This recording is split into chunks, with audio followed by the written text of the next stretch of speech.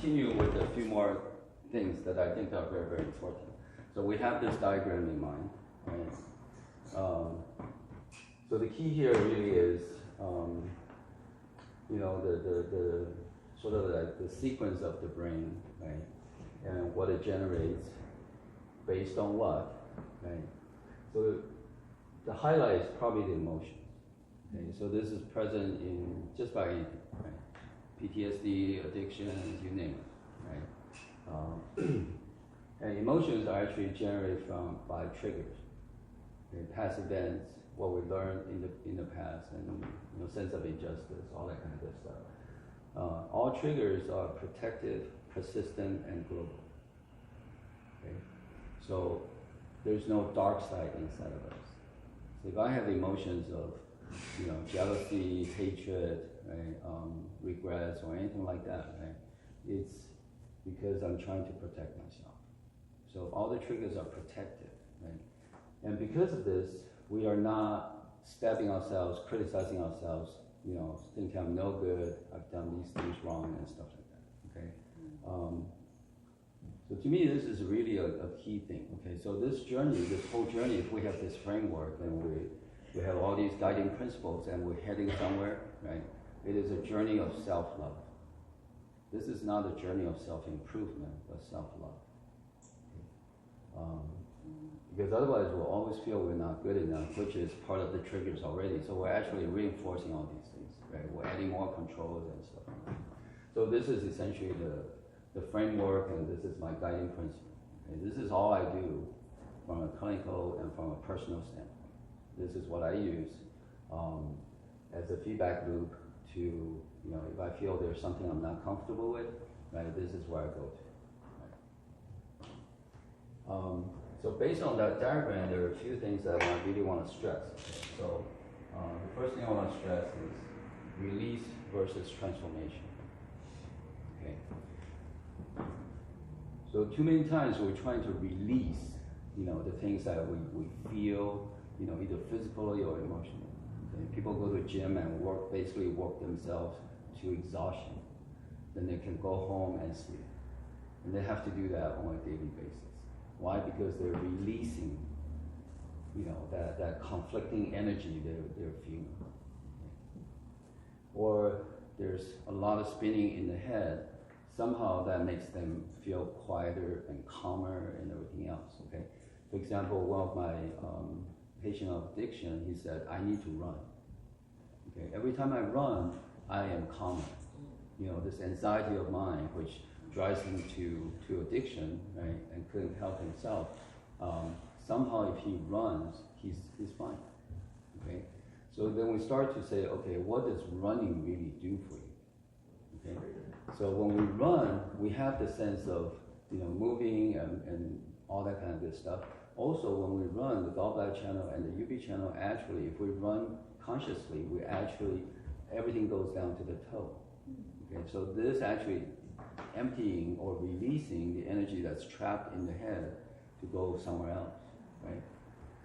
But still, it is a release nonetheless. So we'll continue to release, but then it builds back up and builds back up. We have to release over and over and over and over again. Okay?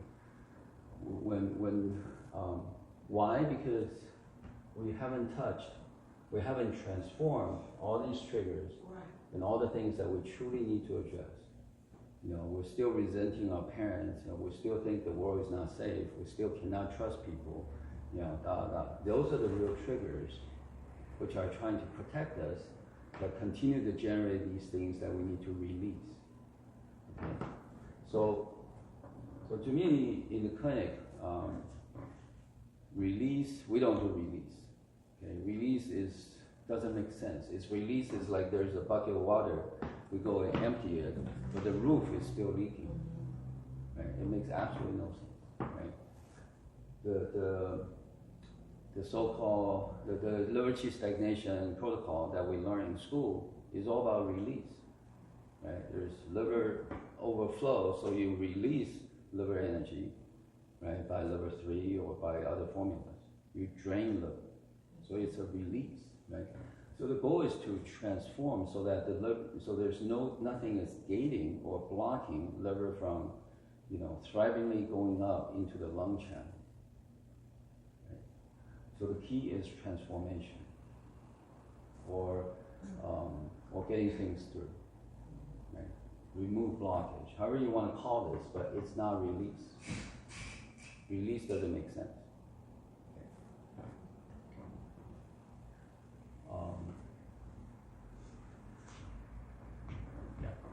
So that to me is very, very key. Okay. Another thing I want to talk about is actually liver qi stagnation and all its cumulative effects. Okay, it's like liver qi stagnation, boom, domino effect, and all of a sudden you have all kinds of issues. Okay. So liver qi stagnation, the cause, we went over that, right? So liver qi stagnation is not a liver problem. Right? It's because we are suppressing something. We're not thriving. Okay, and then pericardial channel has to get blocked. PC1 has to get blocked, right? And it blocks the liver channel right around this area. Okay? And from here, it causes digestion issues, menstruation issues, you name it. There's a lot of issues. Depression, right? Or uncontrollable anger when a person is provoked it, and all of a sudden the PC loses its control, and boom, all of a sudden this person goes, very, very violent. I would say liver qi stagnation is behind every addiction. Okay. Majority of our patients, 95% plus, liver qi stagnation. And probably 100% of all the practitioners have liver qi stagnation. Because we're not doing something that's truly empowering. Okay? If we're still doing releasing, we're going to have liver qi stagnation. Okay? Because people will continue to come back and will wonder why. Okay? That uncertainty, and we're not thriving, we're just like following certain protocols. That is suppressing. So liver qi stagnation will cause dampness. Why? Because to me that's the major reason. Okay? So in my clinic, dampness is actually very easy to treat because it traces back into liver qi stagnation, which is caused by the sense of suppression. Okay? When we suppress ourselves, we're not breathing. We can talk to a person for a long time and it's like, is it time for you to breathe now? No. Okay. So the key really is, okay, when we're not breathing and this is blocked, right, the shoulder comes in, our posture is like this, every breath we take, the diaphragm doesn't go up and down, okay? And this causes circulation issues. Every breath we take, right, when we inhale, the diaphragm goes down, increase abdominal pressure. When we exhale, it goes back up, decrease abdominal pressure, right? So it's this on and off, right? It's like we're squeezing this part all the time, all day long, right? That is to get all our circulation, the blood circulation, right, the lymph circulation to go smoothly. That is so critical, right? And if we don't do that correctly, we build up dampness. Okay, in Chinese medicine, the dampness, in my opinion, is just fluid in unwanted places. Okay, for example, fat cells. Okay, for example, toxins that continue to accumulate. Okay, when the body has toxins, okay, the body actually, the toxin will actually affect the body in many different ways. Okay, the best way to sort of encapsulate these toxins is actually using fat cells. Okay, and it creates some kind of an insulation. So a lot of times, people will actually call it detox, right? When the people start to lose weight or they start to cleanse themselves and they have to detox, right? Why? Because the toxin that's encapsulated within these fat cells is actually being released. So a person actually goes through a period of time where they feel extremely uncomfortable. The normal process for fat cells, right, for lipids basically, okay, that eventually become fat cells, is actually we eat the food that has fat, which is very important for our brain, which is extremely important for our brain actually. it goes, the stomach, then it starts to go through the small intestine and the large intestine. Our intestines are actually extremely leaky, and it's designed that way. Okay, for example, like lipids or these eventually become fat cell compounds actually leak out of the small intestine, leak out of the guts into the stomach interstitial fluids. And it's up to the lymph system to collect them and then transport them to somewhere around this area and feed it into the blood system. And the blood system will actually, get these into the liver, so the liver can process this and turn them into energy. If that's the case, then we have no accumulation of dampness, we have no accumulation of a lot of fat cells. So this is, in my clinic, people want to lose weight. What we do is we do this. Okay, you gotta get your diaphragm up and down, up and down, up and down, because every time you do this up and down, you are facilitating all the nutrient delivery and all the waste collection. If we don't do that, your system doesn't work. Okay, in any city, if garbage collection is delayed for a week, okay, it's not happening for a week, it's very, very horrible. Right? Our body is exactly the same. Right? So the key really is to say, okay, how can we improve the circulatory system? Okay, so in my opinion, there are 3 circulatory systems. Okay, 2 are well known, 1 is not well known at this point. Okay, the blood circulation, the lymph circulation, and then we add the channel circulation, the qi circulation. Okay, so this is why, in my opinion, because liver qi stagnation gets the liver to stuck right here. It doesn't pass through into the lung channel. So this area in our entire body, because of liver qi stagnation, is actually extremely deficient. Okay, the flow is not well, so it's basically a swamp. Okay? Nutrient couldn't come in, right? A waste couldn't get out. It becomes a swamp. That's very, very favorable for mutated cells to become cancer. So 50% of breast cancer happens right here. No surprise. Okay, if we add channel circulation into the whole equation. Okay. So in my clinic, when we do cancer support or I have cancer support groups. We say people ask me, John, can Chinese medicine cure cancer? I said nobody can cure cancer, right? But we can dramatically improve the environment that the mutated cell rely on to thrive. Right? So everything is going fine, right? So they have they analyze tissues from people who donate these things out of breast reduction. Okay, they will examine it or test it and say there are plenty of mutated cells. We all have plenty of mutated cells. We got a billion cells that turn into this or die of that. It's being done on a second by second basis. Right? So mutation is a very, very natural phenomenon for everybody.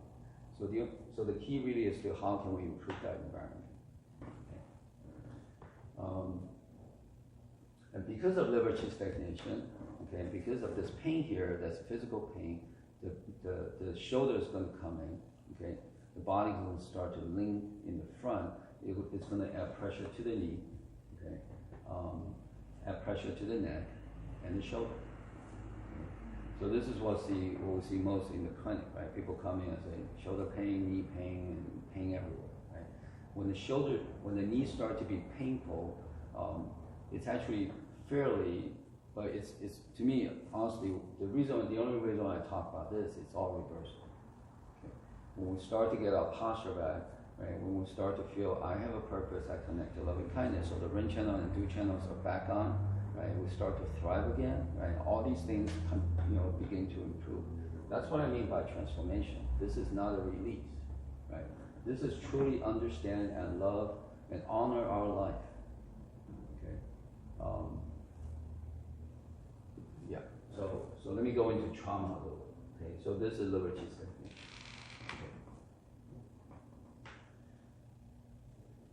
So we talk about trauma a lot, right? We talk about suffering, we talk about PTSD, we talk about being, people were abused or systematic, some kind of a suppression or oppression or something like that. Okay? What does trauma really do to a person? Okay?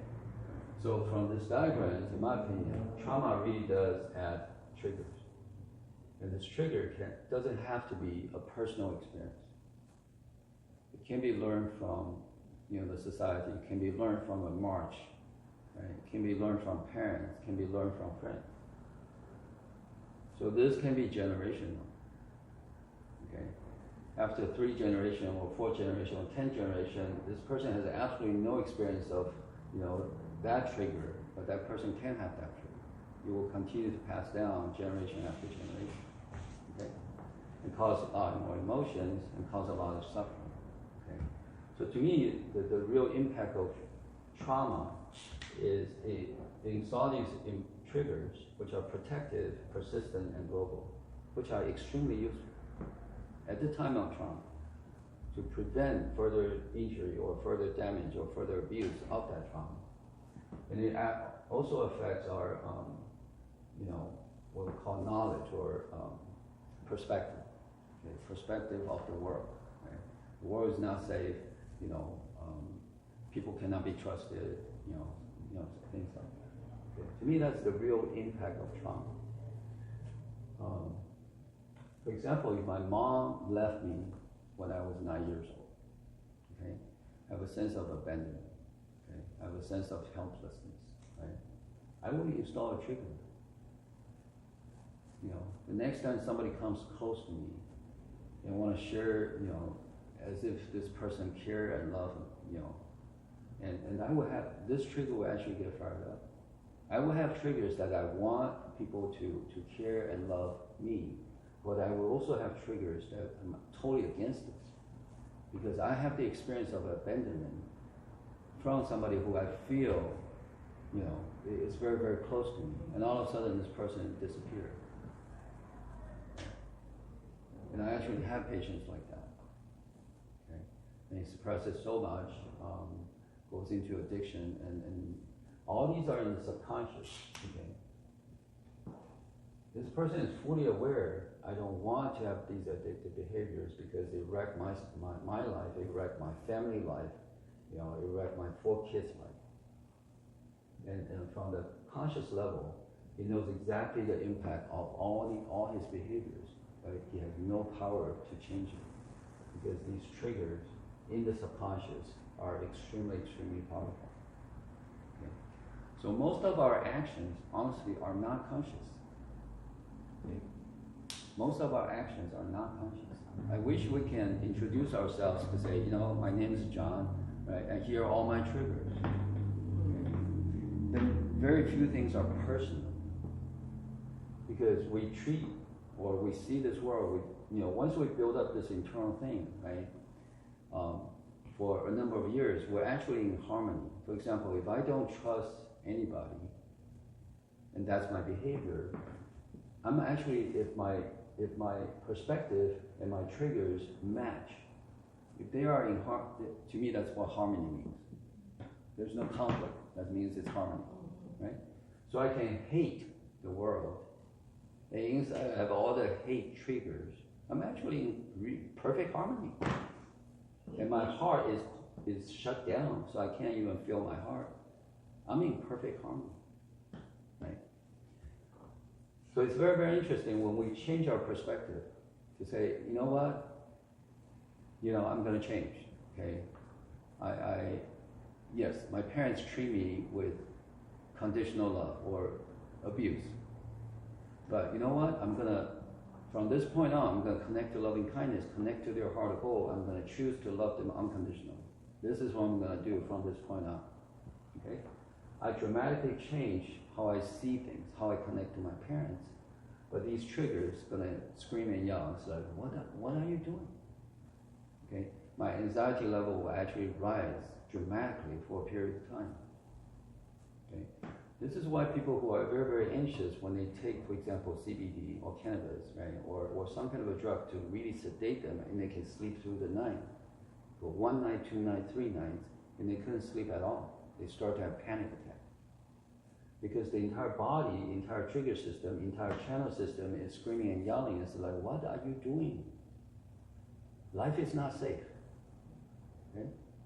Something's going to happen, and we don't know when, we don't know where, and you are sleeping like this. You cannot sleep like this. Life is not safe. Have you seen this? I see it so much, and I'm not like, you guys know I'm not against that, but sometimes I have to have the talk about, 11 different forms of CBD and cannabis, and you still have insomnia. What's going on? Oh, yeah. Our body, it's not safe. It's Yeah. just very simple. When life is not safe, you cannot sleep. Well, I would say from a veteran's point of view, most of us don't sleep because of the conditioning Mm-hmm. and the experiences. Mm-hmm. I personally choose not to do the CBD and the melatonin because it just, to me, it's a Band-Aid. Mm-hmm. That's why we come up in here with puffy eyes. Oh, wait, I'm looking at your son. No, I haven't had a good night's sleep in many years. Yeah. Many years. So it is a real issue, right? And the way, well, at least in my PTSD or veteran clinic, we do, essentially we still need to go, to me, unconditional love is the answer, okay? So the first thing is we connect our parents. We're gonna make a choice, because choice is courage, okay? We cannot get out of a continuous loop of, suffering without, this thriving sense of courage. Very, very important, right? And the goal is to truly transform all these triggers. And how do we do this is to first embrace Embrace the emotion. all emotions, all emotions. Okay? If we have hatred, we embrace it. And then we can actually get into the subconscious level, right, and truly transform these triggers. Then we have an opportunity to do that. Yes. Again, I'm going back to being like with semantics, but when you say embrace, it's almost like, am I understanding the extent? For me, I'm like, I can accept it, but we don't have to love the way we feel to know it as it is. Embrace it. Embracing is what you really mean. Yes. Like I really love that, like, ooh, I'm so petty right now. No, it's really embracing. It's really like, Yeah, I'm feeling this, and this is my emotion. Yeah, because sometimes It's not just accept. It's like this emotion comes out of the very core of me, and I love myself. Thank you for the clarity, because sometimes people say a thing and it's like, I'm like, embrace is it's resonated, it's pretty powerful to me, because we see acceptance all the time, and that's easily done intellectually for me. Acceptance. I can say, what is it? I see it, of course I accept it. You don't necessarily agree with it or appreciate it, but you can accept it. But embrace it, I really appreciate it. In this moment, I'm so spiteful. Mm-hmm. Yeah. In this moment, I'm so petty. Mm-hmm. Yeah, okay, that's what thank you. Yeah. So embrace is, it's like this little kid running towards you, all angry and cursing and everything else, right?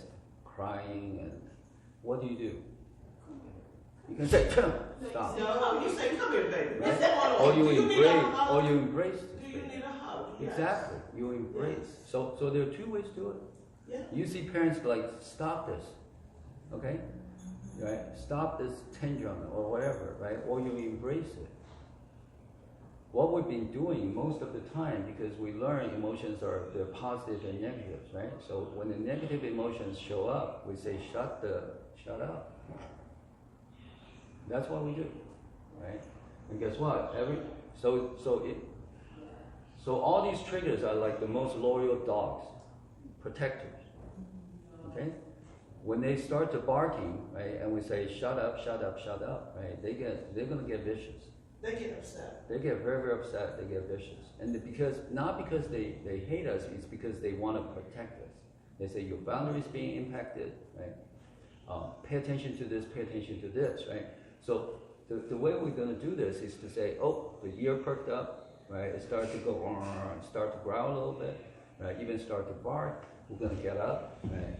Go take a look and say, oh, it's Uncle Bob, okay, Uncle Bob, right? So this is what I mean by embrace with the sense of dramatic. It's almost like we honor this. We want to hear the message. Emotions are to enable our emotion, to get us to act. That's what emotion is. So anxiety. So I shared this this case of this guy with phobia. You know, have issue getting into elevator, getting to the airplane, right? And once he embraces, you know, start to say, okay, I'm going to embrace my emotions, this sense of anxiety, right? And he, I mean, honestly, within like 2-3 minutes, he's like, oh my God, I know what the trigger is. Because he was wrapped up in this blanket by his older sister when he was very, very little, and he felt helplessly, hopelessly constrained and couldn't get out. Okay? And because all emotions are protective, persistent meaning doesn't get out of date, and global meaning anything that has similarity with that experience will trigger this.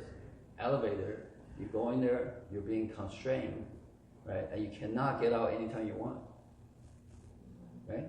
So you're helpless until the door opens. What if the door doesn't open? You get into an airplane, it's exactly the same. So any of these situations will actually trigger him. He will go into a room, and that room will actually trigger him. He will actually go into a room and say, okay, how do I get out of here? If this happened, if that happened, if this happened, if that happened. He will actually calculate all these things automatically. Very, very interesting, right?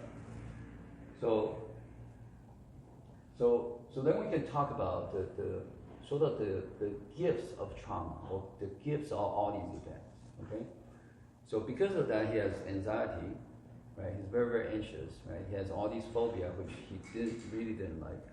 But he also has like superhuman power. So if he works for the Secret Service, for example, he will be outstanding, right? Because he will pay attention that very, very few people will do. So to me, hey, good to see you. So to me, the key really is not to release these emotions or try to manage these emotions, because he saw a psychotherapist, and he said, oh, I got a great therapist and psychologist, and this person taught him to manage these phobia, these anxiety, right? And he did, and it was useful, but he still had all these triggers, right? So emotions or anxieties or all these things, to me, if we fully embrace them, we have the potential to reach much, much deeper and truly transform. So that is or at least that's the goal for my class.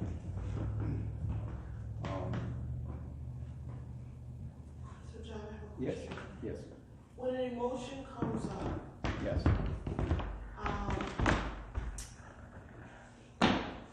I guess, how do we identify, or how do we understand Yes. what the trigger is, or maybe how deep the trigger is running? How do we do that? Thank you. Okay, that's a beautiful question. Okay, so when emotions come up, okay,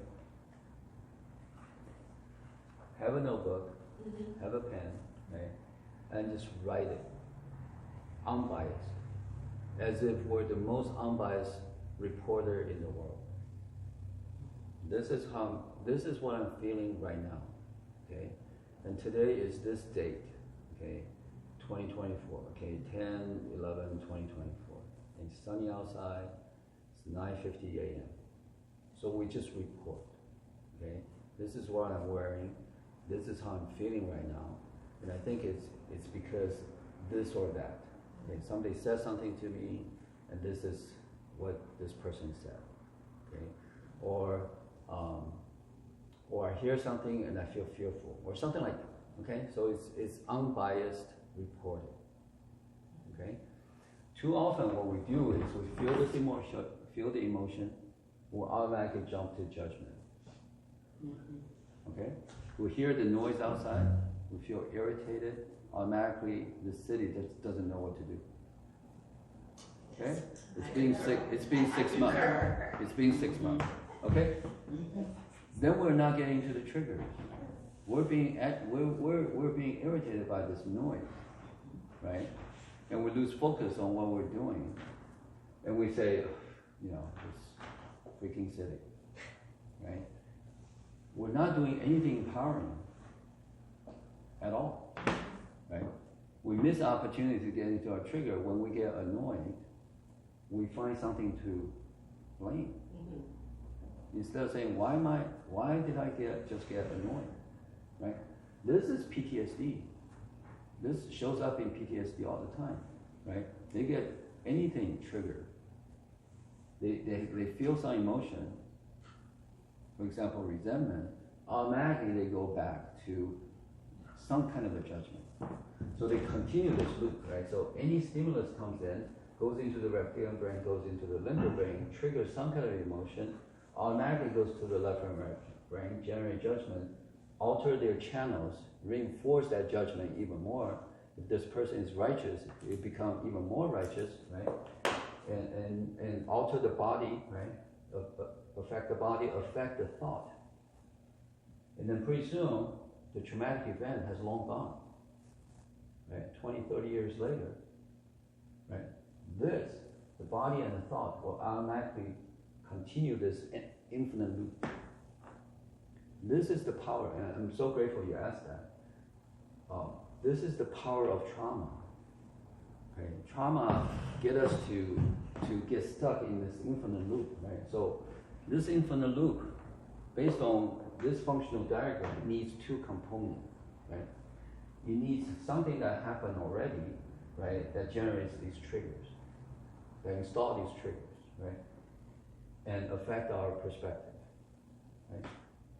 So if we can somehow resolve this trigger and somehow resolve this perspective that the world, you think the world is not safe 100%. No, the world is not unsafe 100%. When you're home and you're surrounded by people you know that care about you, you are safe. That to me is the biggest difference. Okay, so in my clinic, what we do is to say, okay, the world is not 100% not safe for you. All we're going to do is to allow you, all we want is for you to feel for 1 minute, 60 seconds that you are safe. That's my clinical. Because then we break that ironclad 100% unsafe. Okay, people, you know, like they're super trained, right? Their house has steel bars, 2 security systems, tons of weapons in the house. They can't sleep. They don't feel safe. They cannot feel safe. Sense of safety is not coming from the environment.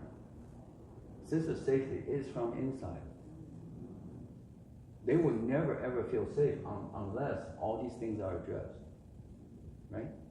So we're trying to, a lot of the management or cure or medicine or pills or whatever is trying to address very, very superficial level of things.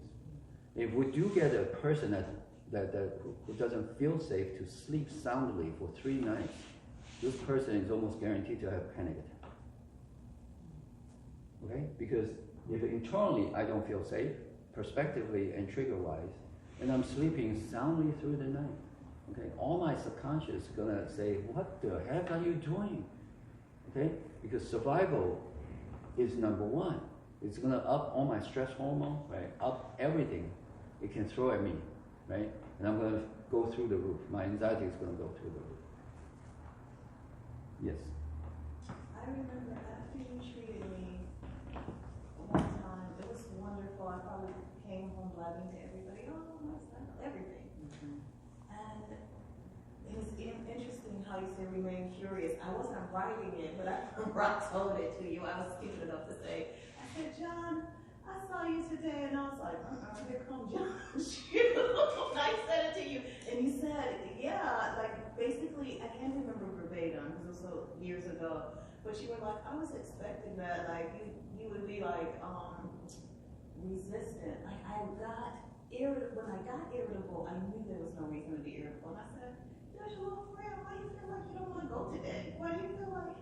And I feel like it probably did have something to do with the liver chi, because in that time, I felt like too many people talked to me, too many people have touched me, and I finally figured it out just because I felt comfortable enough to say, what? I was like, why don't I feel like being bothered? And he answered the question. I said, why do I feel like being bothered with you today? And he said, well, because of this. So this is very real, okay? And in the clinic we see this all the time. There's like rebound, right? Addiction is the same, right? All of a sudden this person is not, it's like, okay, no addiction for a while, right? And then just through the roof, right? There's a good reason for that, right? So the key really is we need to go through a lot of things in parallel, right?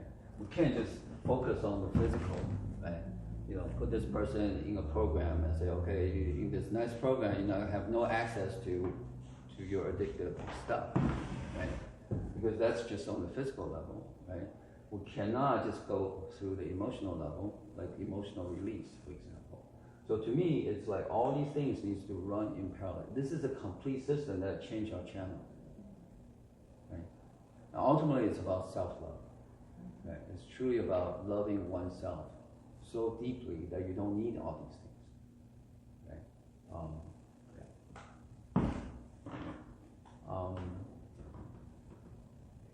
So I think we mentioned sympathy, empathy, and compassion, right? So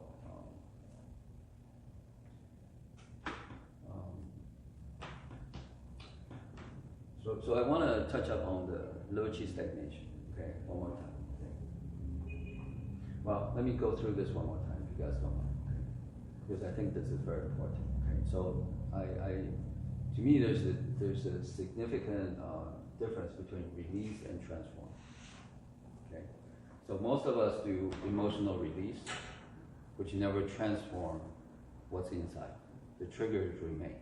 Okay, emotional release, in my opinion, is to empty a bucket full of water without fixing the leaking roof. Okay, without even looking at the leaking roof. Okay, without even aware there's a leaking roof, which is very, very interesting. Okay. So the key really is, so that's why when, like you intuitively said, can you just touch me? And you talk, okay? It's actually more than emotional release. Okay, because you know what emotional release is. It's just going to continue. Okay, just telling the same story 10,000 times, right? But when a person is truly transformed, okay, you can tell that story maybe to completion, or maybe to 80%, maybe to 30%, and couldn't tell the same story ever again. Because the trigger content, the trigger is gone. Okay, the thing that continues to trigger that emotion, they have to tell over and over and over again. So you're practicing not just talk therapy. You're practicing transformation therapy. Very, very different, dramatically different. We all want somebody to hear, to release, to empty our bucket, or empty our waste bucket, essentially, right? But the key is, this is the last time you empty it, right? And you transform that thing, right?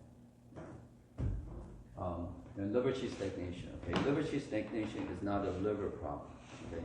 From a channel standpoint, from a symptom standpoint, it's because the mighty liver channel goes from the big toe through here at the skin level, okay? Pass through here, our genital area, has to pass our chest into our lung channel to the thumb. Okay, this is how a thriving person's liver channel will flow. Okay, if we're doing this, we're breathing naturally. We have automatic breathing. Okay, if a person is suppressing, right, the breathing is like doesn't happen. We're very, very shallow, and once in a while they have to sigh. Once in a while they have to sigh. Right? And when this happens, the mechanism is not somehow the liver just gets stuck here. The mechanism is there's a gate. Okay, the gate is pericardium. Okay, if we're not thriving and we feel we're suppressed, oppressed, or depressed, okay, then we're not thriving. Right? The liver has to get stuck. has to say, liver, do not come up. If the liver goes through, right, we are thriving. And since we're suppressing, we're not thriving. So the mechanism is pericardial channel. Okay? Pericardial channel, the first point of pericardial channel is, probably like one twin, what they call it, one twin next to a nipple, okay, on both sides. For me, clinically, I think the left side is far more severe because the left side is more emotional side. That's when one gets started. Okay, if I'm 3, it's absolutely emotional. Okay, so the left side. So I normally start from the left side. Okay, so this point is the start of the pericardial channel, and it ends. When I say ends, it kind of from here, then it changed name to what we call Sanjiao channel, right? Sanjiao. Okay. So if we press this point a little bit, okay, and the person is painful, right? Great. Okay, that's how the pericardial channels get unlocked. Okay. But the reason why the pericardial channel is locked is because our perspective. Okay? If I'm resenting my parents, if I don't like this world, if I don't trust people, right? If I feel I'm not measuring up to expectation, we're not thriving. So the real issue for liver qi stagnation, from a physical standpoint, is here. From a channel standpoint, it's here. But the real cause is in here. It's how we see the world and how we see ourselves fitting into the world. So that's why in our cultivation, right, it's like I have a purpose. Okay, this is the first thing we need to say, I have a purpose. I have a purpose. Okay? Anything I ever felt, everything I ever experienced has a purpose. I have a purpose is not a question. It's I have a purpose. And that's as simple as that. Okay? It's like I'm not gonna comparing myself to anything anymore. I'm not gonna try to outperform so I feel I have a purpose. I'm not gonna try so hard for other people to confirm, to approve me so I feel I have a reason to exist. Right? See how that can be so tied to liver qi stagnation. Right? So this one phrase, I have a purpose. Okay? In the beginning, if we truly feel for suppressed, okay, for in my clinic, if a person is truly depressed, right, we go, I have a goddamn purpose. Okay? And you go in your car and just yell out as hard as you can, as loud as you can. Because we gotta get that sense of anger to come out, right? We gotta get the courage to come back up. Right? Mm-hmm. I have a purpose is full of courage. We may be the smallest blade of grass in the giant, sequoia forest, but we have just as much purpose as anybody else. My purpose cannot be compared to anybody else's. Okay? From that standpoint, trauma, addiction, okay, cancer, or anything like that, during that time, there's a purpose for that. Okay? Any condition, anything that we ever experience has a purpose. If we keep that in mind, right, we're thriving all the time. Okay? When people come in, for example, they want to kill themselves, okay, or they have huge addiction problems, right, and they really, really are have cancer, for example, right. I see a person ready to transform, right, and truly fulfill that person's ultimate purpose. Because all these things are just journeys. Okay, when the person truly goes through, okay, my addiction patient, I really want to work with him to establish a lot of programs in the future, because he went through that and he has absolutely no sense of control over that. He's highly responsible. Okay. Care about his family dramatically, right? Always try to help, which is a big no-no, which I, install so many time bombs, right? So when he's going through this, right? To me, you're gonna accomplish so many things if you make a little vow to serve people just like you. See, we bring everything together to say my life has a purpose. At any time, anything I ever experienced has a purpose. So if we're suffering right now, congratulations. If we have physical condition right now, congratulations. Because these are, everything we experience has a gift behind it. Okay? What's trauma's gift? People with trauma, right, are so, their empathy skill will be dramatically high. Okay? Their observation skill will be dramatically higher. Okay? Their ability to memorize will be dramatically higher. Okay?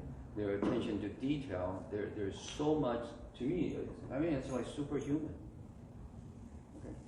I have people come into my clinic, and the next week they come in and say, oh, you moved this thing. I say, what? Right? Yes. Right? It's like they have cameras. Yes. That's it. Right? Why? Because that's a byproduct of trauma. Yeah, exactly. Right? You need to know your environment 100% of the time. Right? So these are, and they don't need people to supervise them at all. You don't. They will do things above and beyond. It's like, can you please stop? Can you please? No, I can't stop. Because I have to keep, vigilance, right? Isn't that part of PTSD? Vigilance. Vigilance is the same as a person who just continues to produce, to do things. It's a vigilant of doing things. It's the same, it's like two sides of a knife. And it's also exhausting. That's the other side of it. Exactly, right? So how can we say, okay, we do, through transformation, right, we retain all the gifts of trauma for a person to truly fulfill that sense of purpose. Because otherwise we hate trauma. We hate, being in this addictive cycle or this suffering cycle. We hate it, right? Unfortunately, everything that we hate, we get closer to it. Okay? For the longest time, I was like, okay, people coming out of alcoholic families, for example, they are 4 times more likely to be alcoholic. I was like, how can this be? Right? They suffer firsthand the impact of alcohol, or alcoholic. How can they possibly become alcoholic themselves? They suffer the firsthand. They know how it feels, right? Because they resist, they resent, they try to escape. Okay. I have this example. It's almost comical, right? My son learned to, when he was 5, he learned how to ride his bicycle. I know I tell this story many times. So I took him to a elementary school that has a blacktop, a big giant place, right? All the tetherball poles were removed during the weekend except one. Okay? And I swear, if I blindfold my son and said, today, for the next 2 hours, your job is to hit that pole, he would never hit that pole. Okay? And you see this little boy, riding his bike, not, really, really proficient, right? And here's the pole, and eventually he hit that pole because he's trying so hard not to hit that pole. Okay. Is that interesting? So that's why we need to love our parents unconditionally. We try so hard to escape, right, to not be like them. Guess what? You end up like them. Exactly like them. Because we try so hard to not be like them. It's the same thing as we try so hard not to hit that pole. Right? So I went through, one as a substitute in one of the addiction clinic, okay, and the director specifically tell me, do not mention the word parents. Because you're going to trigger them. I said, that's exactly where the issue is. Right? But it's not allowed to even touch it. Right? So to me, there's a direct link. Okay, we talk about generation triggers or generation trauma. Right? That's exactly what it is. Okay. And when we are in the midst of generation trauma, for example, right, we have the opportunity to affect the entire chain. Okay. Infinite number of generations above us, infinite numbers beyond us, because we're in this chain. Okay, we can either be part of this chain continuously. For example, like this patient, he can clearly see his son in 30 years is going to end up in the same place with the same addiction, the same side of concept and everything else, right? He can clearly see that. And I say, you have the opportunity to transform all this, to break all this out. Okay. So all these things start from where? Start from us, each and every individual. Right? So how can we go from emotion, right, not go directly to judgment, right? Instead, okay, so let me expand that a little bit, right? So we have a notebook, we feel this resentment or this hatred or this sense of injustice or whatever, or shame, for example, okay? We start to write, okay? We start to write based on the current event. We start to write, the event that triggered this emotion. We start to write it, right? Pretty soon we're going to link. It's like, oh gosh, I felt this before, right? And then we describe that event, right? And boom, then we start to link, right? And that's how we get to the triggers. We start to go further and further up. Okay, I have this cancer patient, and she came in and said, oh gosh, John, this happened again. Okay, I was doing work for this. She's a real estate agent. She said, I'm doing this work for this bigger real estate firm, right? And I do an outstanding job, and they're not paying me enough. I said, do you feel? I said, how do you feel? Right? Does it feel like, the sense of being looked down, not measuring up, right? As if I'm not meeting expectation. Okay. I said, have you felt this before? Right. And she closed her eyes. Like 2 minutes later, she opened her eyes. Right. So, yes. Since I was 12 years old. Okay. So at 12, her parents had a nasty divorce. So after that, her mom, because she's the oldest person in the family, right? She's giving all these tasks, but it was never ever good enough. So every time she does anything, she feels like, am I going to measure up? And guess what? She never measures up. Right? Because she's trying to avoid, being looked down. Then any like, oh, can you please make this adjustment? It's a looking down. That triggers her. Because she's never ever good enough. You always have, that person always have to make some adjustment. And some people really do have that. Some people really do have that trigger to say, this thing is in front of me that I have to review. I have to make some adjustment in order to justify my existence. Okay? So you can see like these triggers kind of trigger each other. Okay, but for her, that was the initial, or at least in this lifetime, that was her initial trigger installation. Right? And then it's just the same trigger getting triggered over and over again. Right? So then we can change that.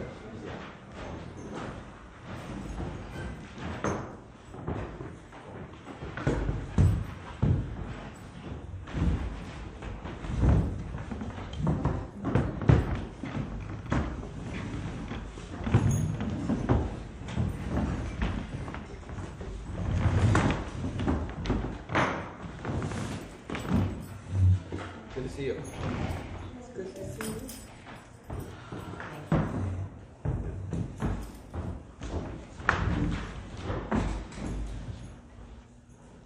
You guys came at the perfect time. Thank you. Perfect time. Yes. Yes. So we're talking about emotions. Okay, how emotions are true all the time, right? There's no positive or there's no negative emotions. All emotions are true for everybody.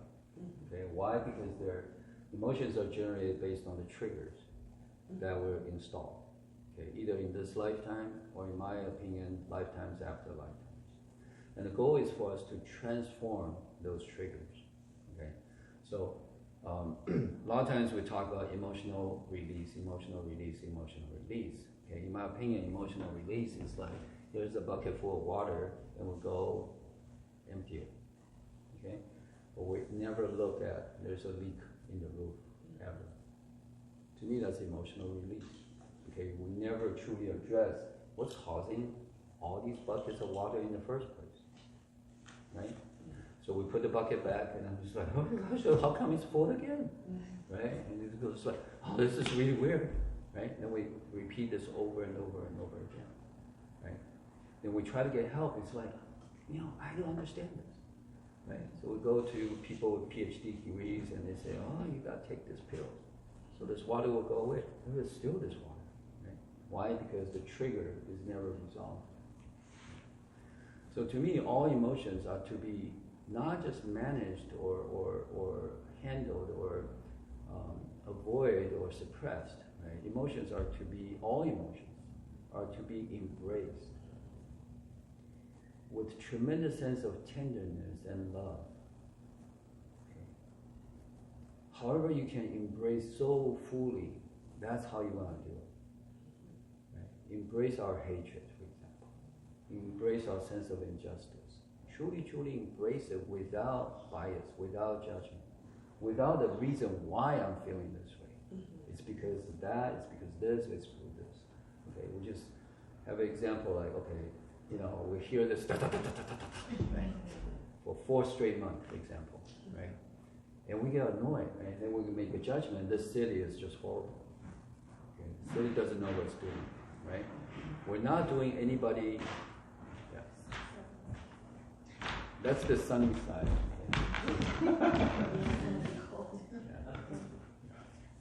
So most of us, when we are in the suffering loop, that's what's going on, right? We feel this emotion, we directly go to judgment, right? And all this will affect our channels, okay? And the channels in turn affect our body and our thoughts, how we see this world. So then we reinforce, right? Because we bypass our heart. Okay? We're not using our heart to say what's the most important thing we can do right now. Okay? We just reinforce that sense, I live in this horrible city.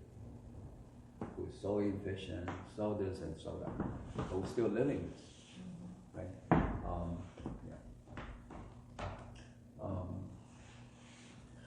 So how do we truly do this, right? So to me, it's anytime emotions come up, right? When we have a chance, this is why in the clinic I buy these by the dozens.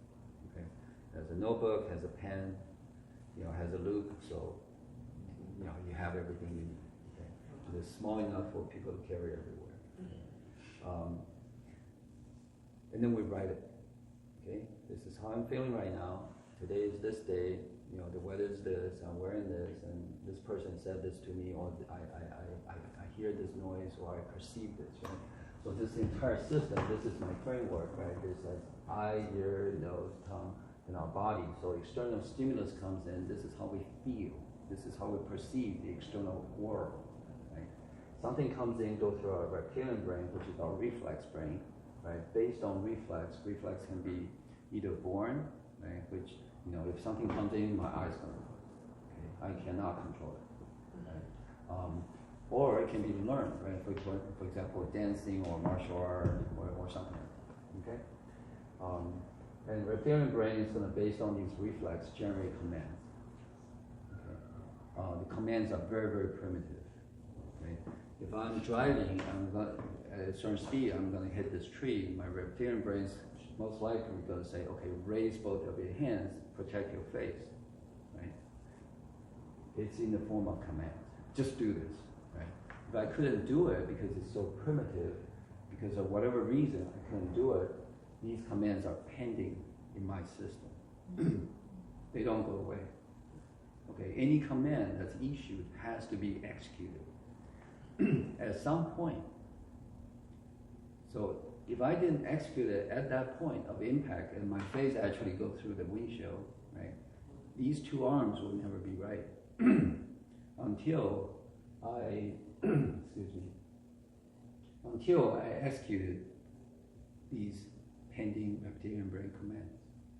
So this is actually something we do in the clinic, right? We get a person to be on the table, right? Connect to loving kindness.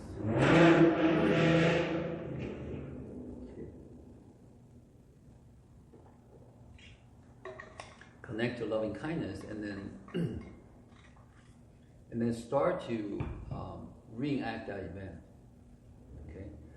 Most of the time, when we reenact that event, whether it's a car accident, violence, abuse, a rape situation, for example. Okay. It's gonna be, this person is gonna be completely immobile. It's just like there's absolutely no power. Okay. Can't move. Okay. So normally we start with the pinky. Okay. Start with the finger. For the finger to even just make minor, it's the smallest movement. Any movement you can make, will make that movement. Blink your eyes if you like. Anything that evoke a sense of, yeah, I can move. Okay. And the goal is to empty or to execute the reptilian brain commands at that time. Okay. So they can be in the form of, just self-protection, right? Pushing people away. Poking the eyes, right? Kicking, right? Screaming, especially, right? The entire body kind of does this or something like that. Okay, so we actually do this in the clinic. Okay, to get the pending reptilian brain commands out.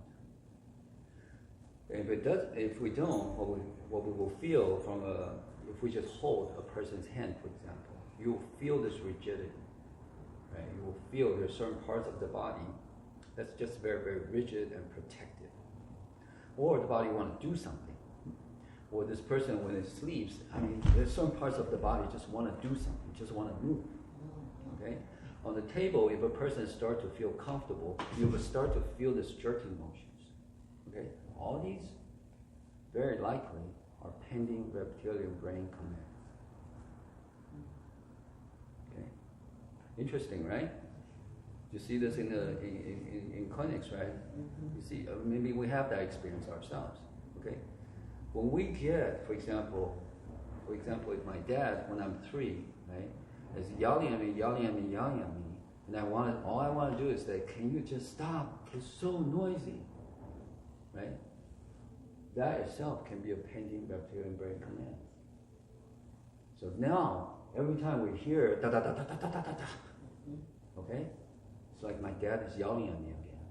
Not only do I hear the noise, right? I will feel very, very different. It's not just the noise. It's the noise that triggers a similar, reptilian brain, reflex, right? Anytime I hear noise, it irritates me to no end. And I just want to just shut that down, right? Very interesting, right?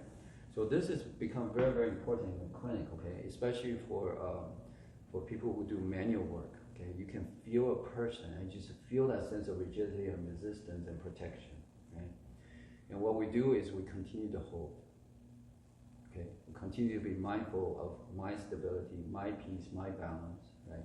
My sense of connection through loving kindness to that person's heart goal, right? I have full intention for this person to feel safe, but I'm not expecting.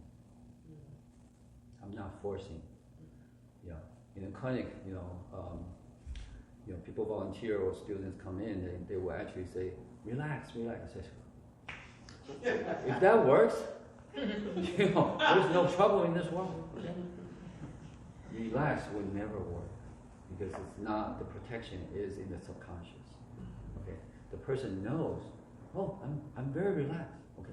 There are people who say, you know what, I'm very relaxed. And you hold their hands like, okay, very interesting.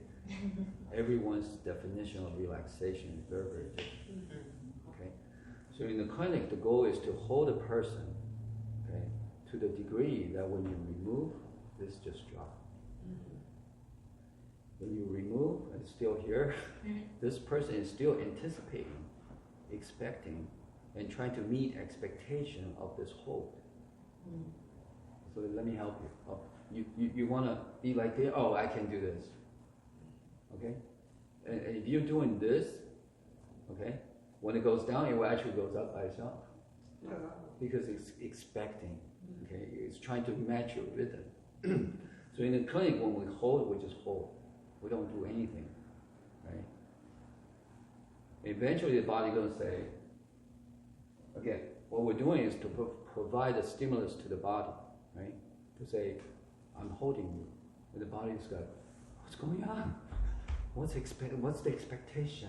Okay, this is so weird. You know, what does this person want from me, right? Eventually, you're going to come to the conclusion, I think we're safe. And boom, all the nervous system changed. So this is how we go, you know, like PTSD, right? To go from a highly, highly sympathetic state to parasympathetic. And all of a sudden, this person starts to breathe. Right? And then the hand becomes heavy, right? If you do cranial sacral, the entire head is, oh my gosh, okay, become heavy. Because it releases all the control, all the expectation, all the protection at that moment. So in the clinic, okay, for a person that's highly traumatized because become extremely hypervigilant, like PTSD, for example, right? The goal is not to fix that. The goal is to provide that one split moment of safety, because that breaks the spell of the life is not safe. We just want to break the spell, because then there's a sliver of light entering their heart. I had a moment with a veteran, okay, and we both were crying after that. And he said, John, I can see my son grow up, okay, to a teenager, chasing girl, borrowing my car, getting in trouble. And we're both crying like a baby. Because for PTSD, they cannot even foresee themselves. You know, if they wake up at 7, they cannot foresee themselves having lunch. Because they're hyper vigilant. They are surviving at the moment. Every moment, they cannot, in their mind, there's no guarantee for the next moment. That's how hyper vigilant that is. That's why they go to addictions, they drink themselves, and they can't sleep because all these things are doing this, right? And feel free to confirm or deny, okay? Or say, John, you're just full of shit, okay? They cannot stop this because they're so vigilant all the time. Thank you. The thing that I'm thinking about, John, is I have worked with a lot of people, particularly men who live in Chicago. I'm meeting them when they are 27, 28, maybe early 30s. And they're meeting me at a point in their life when they're saying, I didn't think I'd be alive now. Mm-hmm. And so they're starting their treatment at a point where they, like, many of them are like, I thought I would be dead somewhere at least 3 years ago. Mm-hmm. And so there's, first of all of their beliefs have been taken away. Their understanding of what their destiny and purpose is gone. Right. It's not, and that the negative purpose that they were carrying has gone. And so one of the things I'm always trying to do is think about, I can help them start to build new narratives, you know, in my practice as a therapist, but I'm also always looking at their bodies and wondering how that sits in the flesh. Because, I mean, what you're talking about are the ways in which there is no difference. You can tell me if I'm misinterpreting you. There actually is no mind without body. Correct. If you're a human. That's right. And as you were saying, I feel very moved. Okay. Because I want to touch on this one critical concept. Okay. Heal and reveal.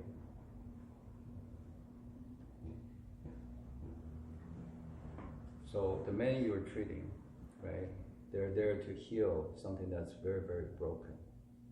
Healing implies something is broken. broken finger, broken bone, right? Broken body, right?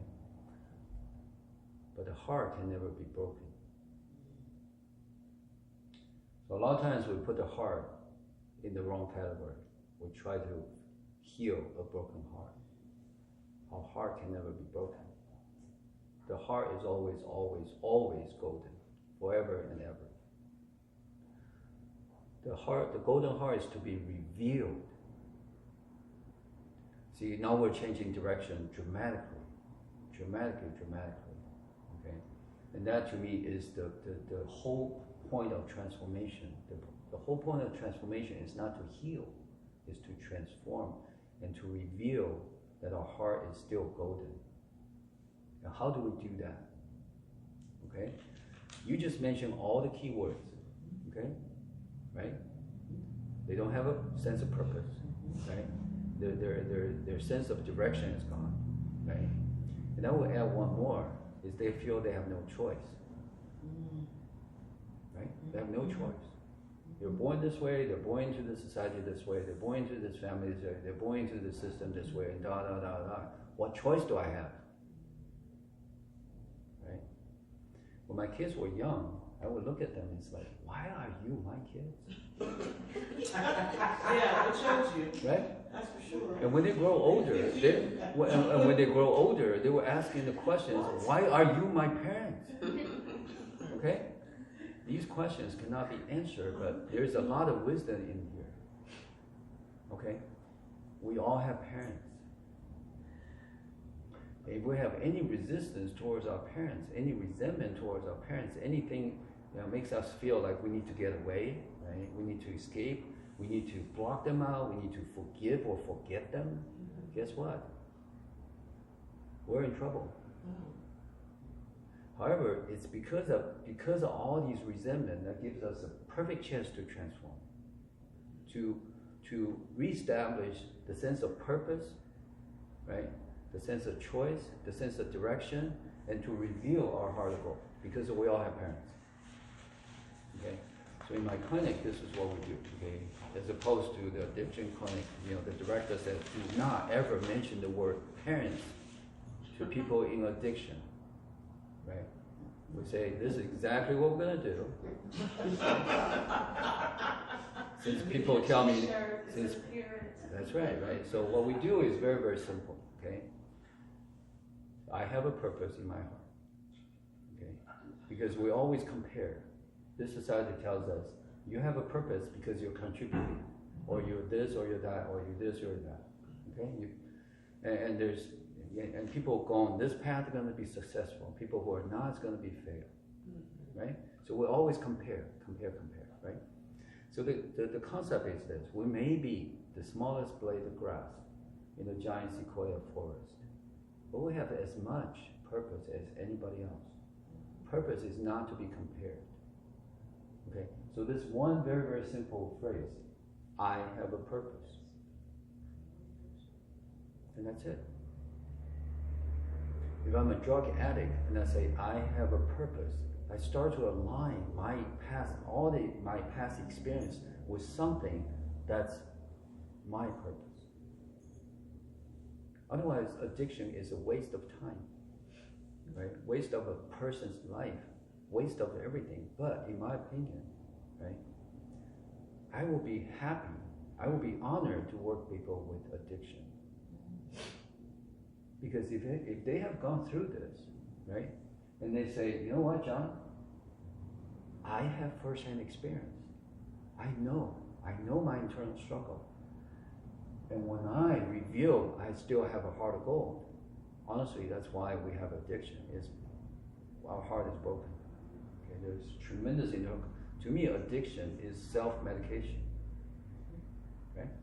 Because we have such internal conflict that we couldn't resolve it, so that's why we have to get away, essentially, right?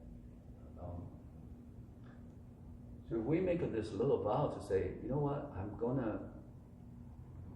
gonna serve people just like me, right? Then we'll align all these sense of purpose, right?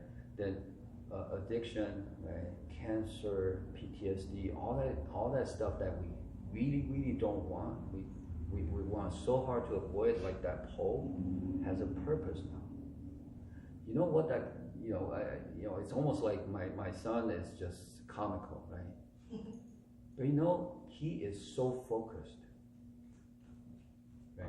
So he's now, he's now doing what he does, and his ability to focus really, really shine in whatever he does, which is really incredible, right? So trauma always has a gift side, but we don't want it, right?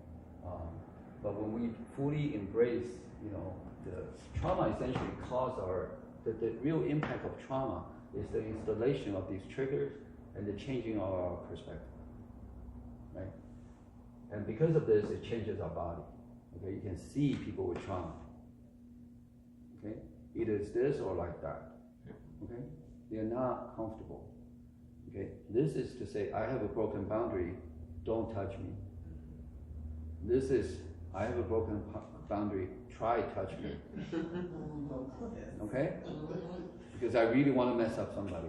I have so much whatever, I really want to mess people up. This is, don't touch me. And this can change from time to time. Okay? Very, very obvious actually. And this has a lot to do with how we see ourselves, how we feel inside, right? In terms of perspective and triggers and pending reptilian brain commands. All these will affect our channels, affect our body, affect our thoughts, how we see other people. Okay. Very interesting, right? So this is my functional model of anybody. Okay. This is my guiding principle where we can go to truly resolve these things. Okay? And these are my tools on the physical body, right, to get close to a person. Okay? Including my hands. Okay? When I can hold a person without expectation, I'm communicating with that body. My body is communicating with that body. Okay? We want to establish. So you do this intuitively and say, okay, by regulation, I cannot touch you, but you feel free to put your hands on my hand. Okay? When you do that, and if you connect, I'm sure you intuitively connect to loving kindness and connect to that person's goal, heart of goal, something that is never, it's just pressurely and it cannot be changed. Okay? That's why that person is there in the first place. Okay? We're always seeking the light, right? When you do that, you actually, both of you are actually actively communicating. This is a safe space. Okay? This is something so precious. What you're doing. I mean, honestly, okay? It is truly life-changing because when a person never ever truly feels safe, right, and have moments of sense of safety, okay, you bring people to tears. That's when the defense goes down. Right? Yes. All the pain, all the control. Okay, most people have these emotions or whatever, they shovel them into this West Wing like in the Beauty and the Beast, right? And then just lock it up all the time, right? That's why you can't get to them. That's why we can't, like especially like men are so like can't get to them, right? They're not vulnerable, right? Because their defense is so strong, right? Because when this even people get in there, they feel they're losing all control. Because they couldn't handle this, right? This is not because they're stubborn or they're insensitive. It's because they're fearful. They're fearful. Okay? And it's like, okay, this grown-ass man, what to fear? Okay, all these are built up when this grown-ass man is this little. They're told to shut up. You don't feel this way, right? When we try to resist, we get this and this, right? So, yeah. So to me, this is so critical. We're not going to heal our broken heart anymore. We're going to reveal it, right? And the way to do this is actually, in the clinic, it's not always easy, right?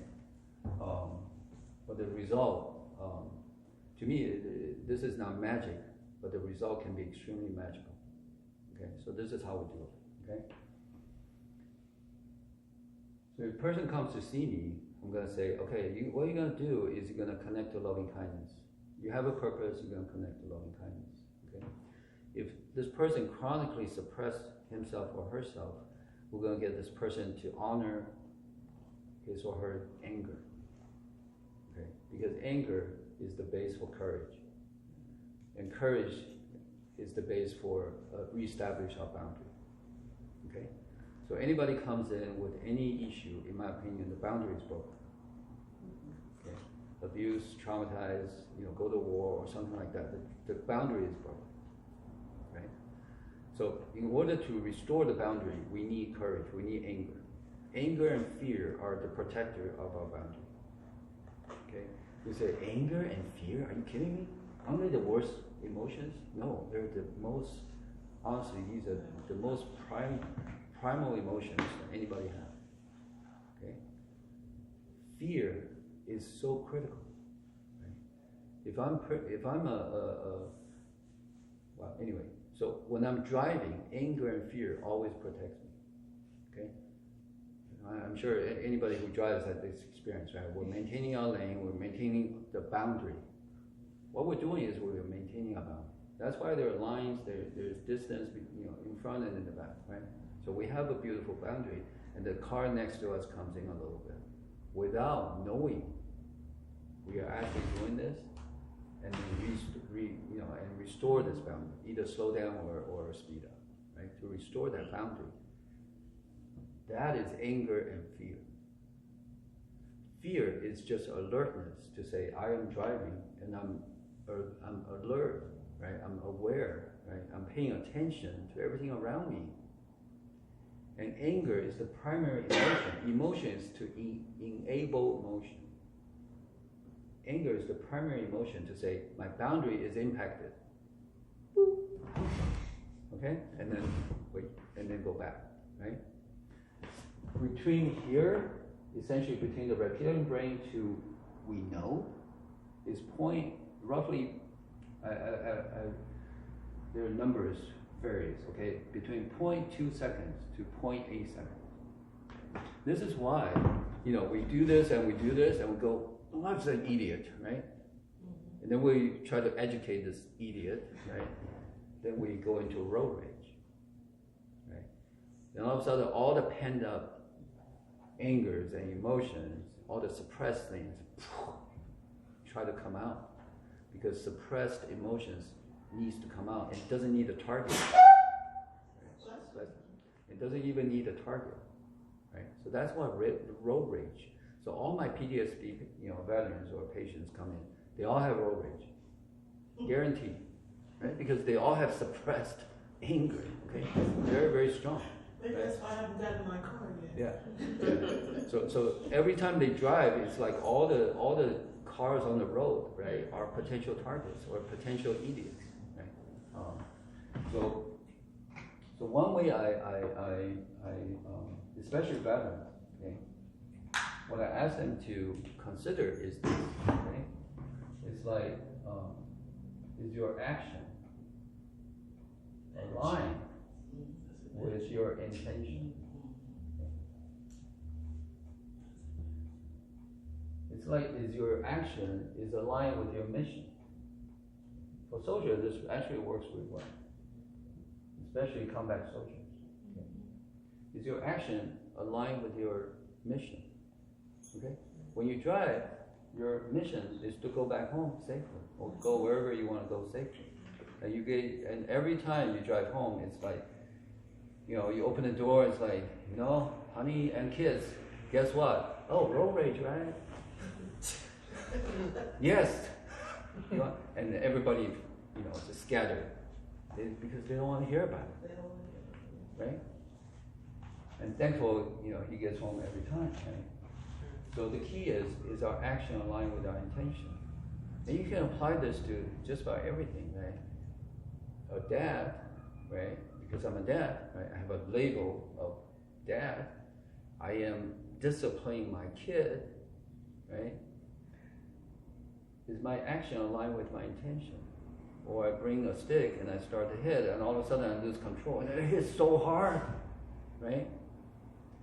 Is my attention, action align with my intention? Okay. I've done these things and I look back, it's like, no, my action was not aligned with my intention. Okay? So it's very, very productive to install these triggers or install these feedback system. Okay? To keep like, okay, this is what I'm doing, and is it aligned with what I want to achieve? Okay? And oftentimes we get in trouble because we're trying to do what is right. When we're doing the right thing and we become righteous, we don't care. Because this clouds our mind and say, this is the right thing to do. I'm the dad, or I'm the mom, right? I'm the supervisor, or I'm this and I'm this, right? And this is the right thing to do. And all of a sudden, I'm doing just the opposite of what I'm trying to achieve. Okay? So in the clinic, I advise people not to do the right things at all.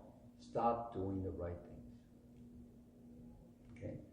Stop telling people who are saying, I don't want to hear about this, I'm doing the right thing. Right? Instead, what do? We're doing what's most empowering. Instead of doing what's right, which is controlled by our left and right brain based on knowledge, prior knowledge. Okay? This is our cultivate, this is our culture, this is our education, this is how we see the world, right? This is, anything that we know in the past. And try to predict, based on this past, predict the future. Make judgment. Okay? This is where the right and wrong comes from. So when we try to do the right thing, we're using our left and right brain, right? Which is not, a lot of times, not specific to the moment we're in. Okay?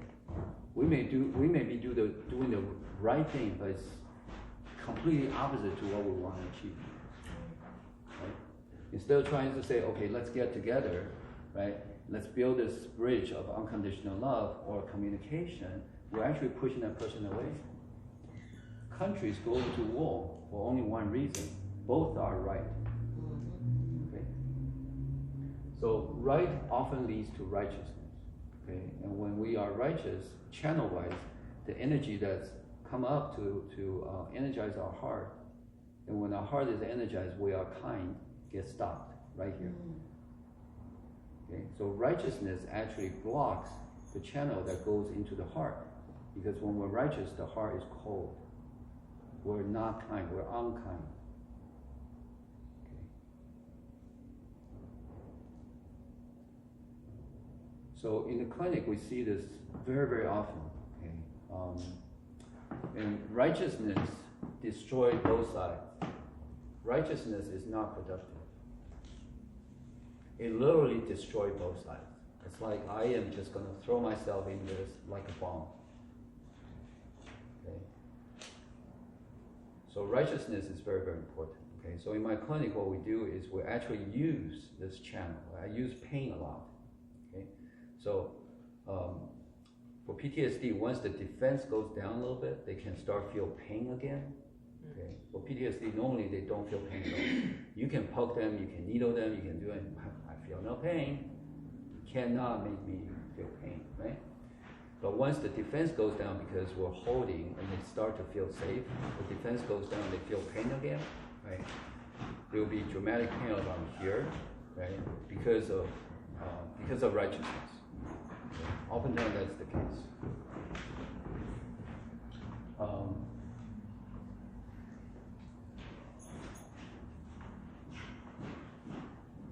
So when we say, so of course we're going to continue to do things, right?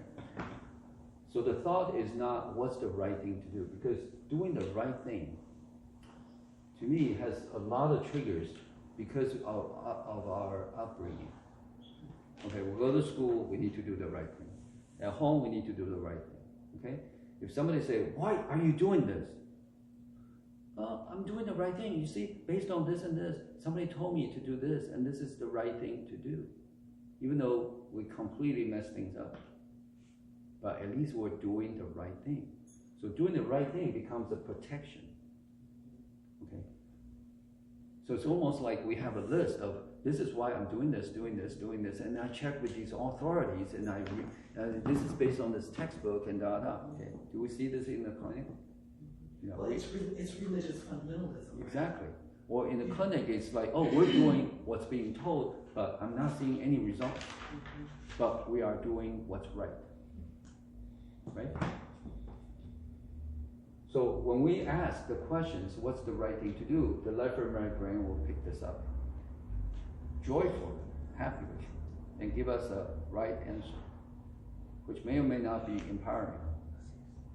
But when we ask the question, based on the current situation, based on emotions, based on the current chaotic situation, or whatever situation, right, we're in, we ask the question.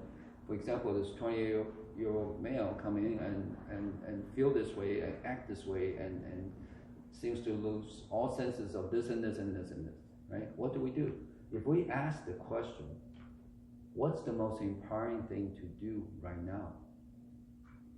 We engage the midbrain. Because the left and right brain cannot take that question because it doesn't understand what empowering means. It only knows right or wrong. It doesn't know what empowering means. Empowering is a spectrum, right? It can be the right thing, it can be the exact wrong thing, because it's empowering that moment. Okay? And it doesn't understand now because everything is based on the past to predict the future. So when we ask this very simple question, what's the most empowering thing I can do right now? We hand this, the only part of our system, this beautiful system, the only part of our brain that can fetch this question is our midbrain. So when we ask, let's try to do this, okay? If we put our both feet down, okay, and ask ourselves, it's like, I have purpose, right? I have purpose, or I have a purpose, right? And then connect to loving kindness from here, from our midbrain, and think of something that's puzzling us, bothering us, or anything like that, right? Reflect that a little bit, and simply ask this question, what's the most empowering thing I can do regarding this thing right now?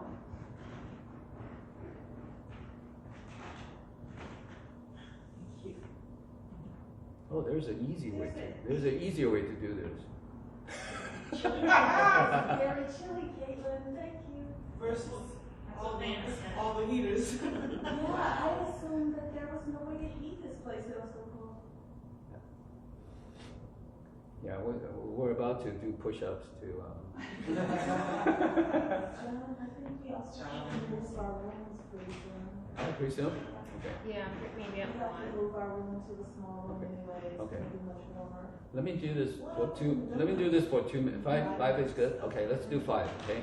Because I think there's a lot of theory on this, right? But there's there's a lot behind this, but to actually put this into practice is actually very, very simple, okay? So all we gotta do is to get into our body, okay? So we have what we call the room 1, that's our perineum, okay? So it's basically at our most private part of the body.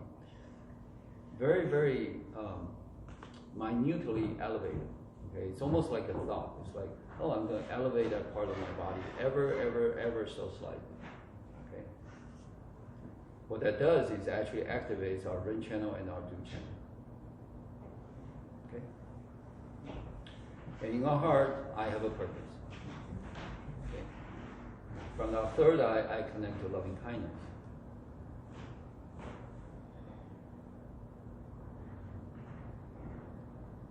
And connect to something that we're puzzling about, or something that's really troubling us, or something we truly want to resolve.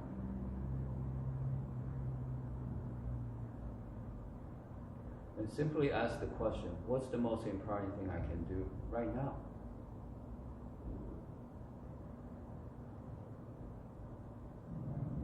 For example, this guy that I know, he's so traumatized He thinks he was totally broken. He tried to get out of the addiction, but he couldn't. What's the most important thing to do right now?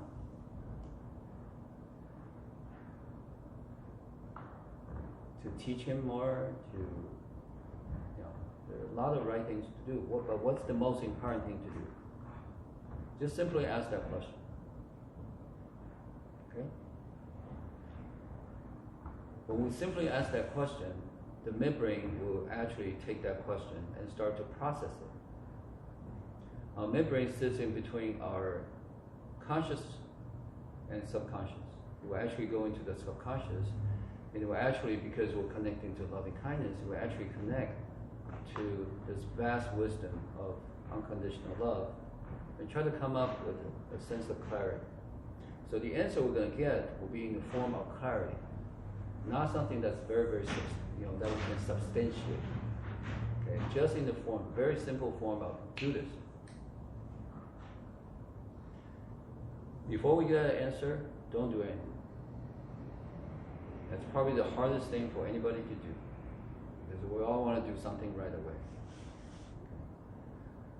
Allow us that space and time to do something that's most empowering.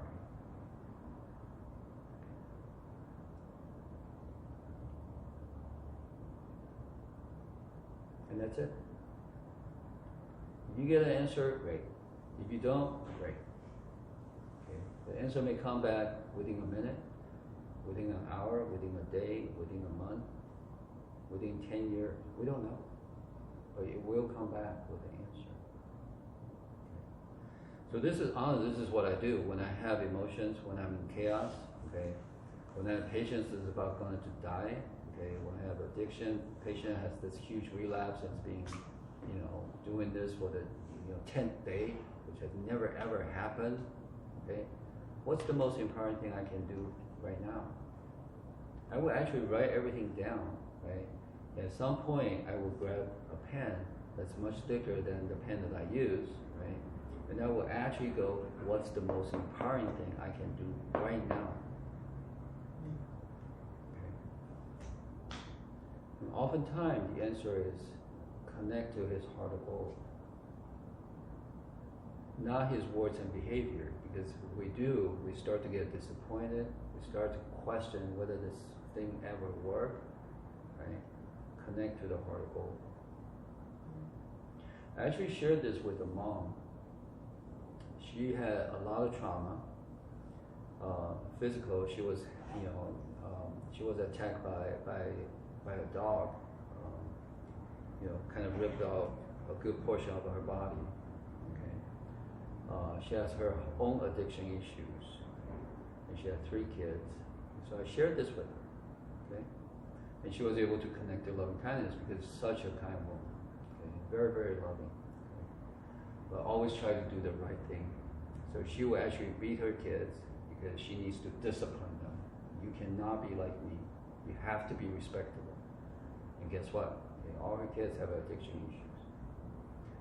So she texted me about 2 weeks ago, and she said, when she was going to a college, I think she was taking she wanted to become a chef. Okay, so she was taking that class, and her daughter disappeared.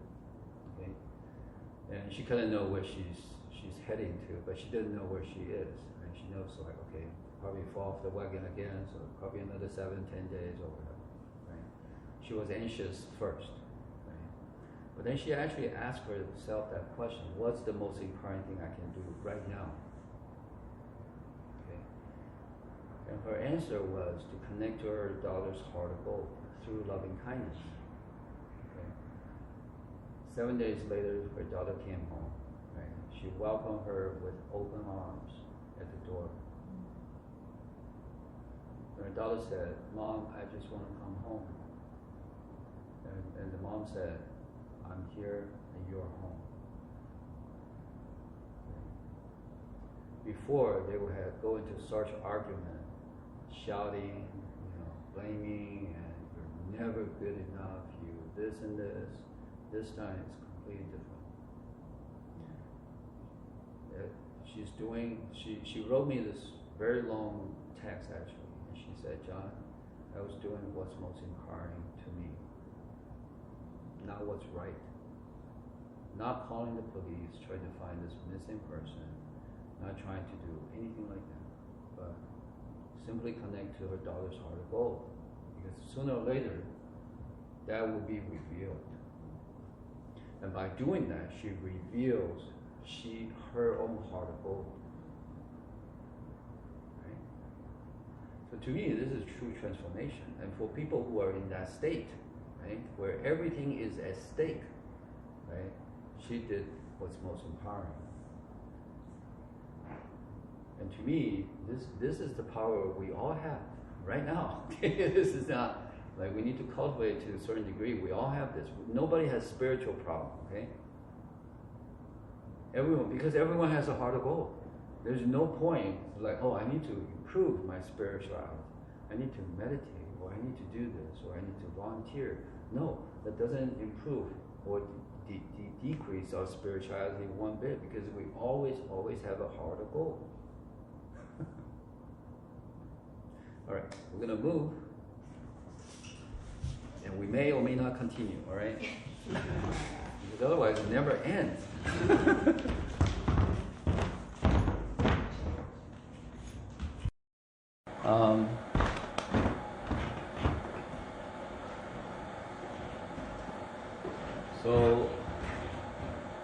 So don't do the right things. So a lot of this, to me, they're so embedded in us. Right? We're trying to do the right thing, we're trying to do the right thing, we're trying to do the right thing, and we couldn't get out of it. It's almost like I keep hitting this wall because it's the right thing to do. Okay? But there's a door there. Right? But here it says right way. So I just keep hitting it. Okay? And I see this, you know, I did this, right? In trying to do the right thing for my family, for my kids, and and I end up basically planting time bombs, right? And they blow up, and I feel I have done so much.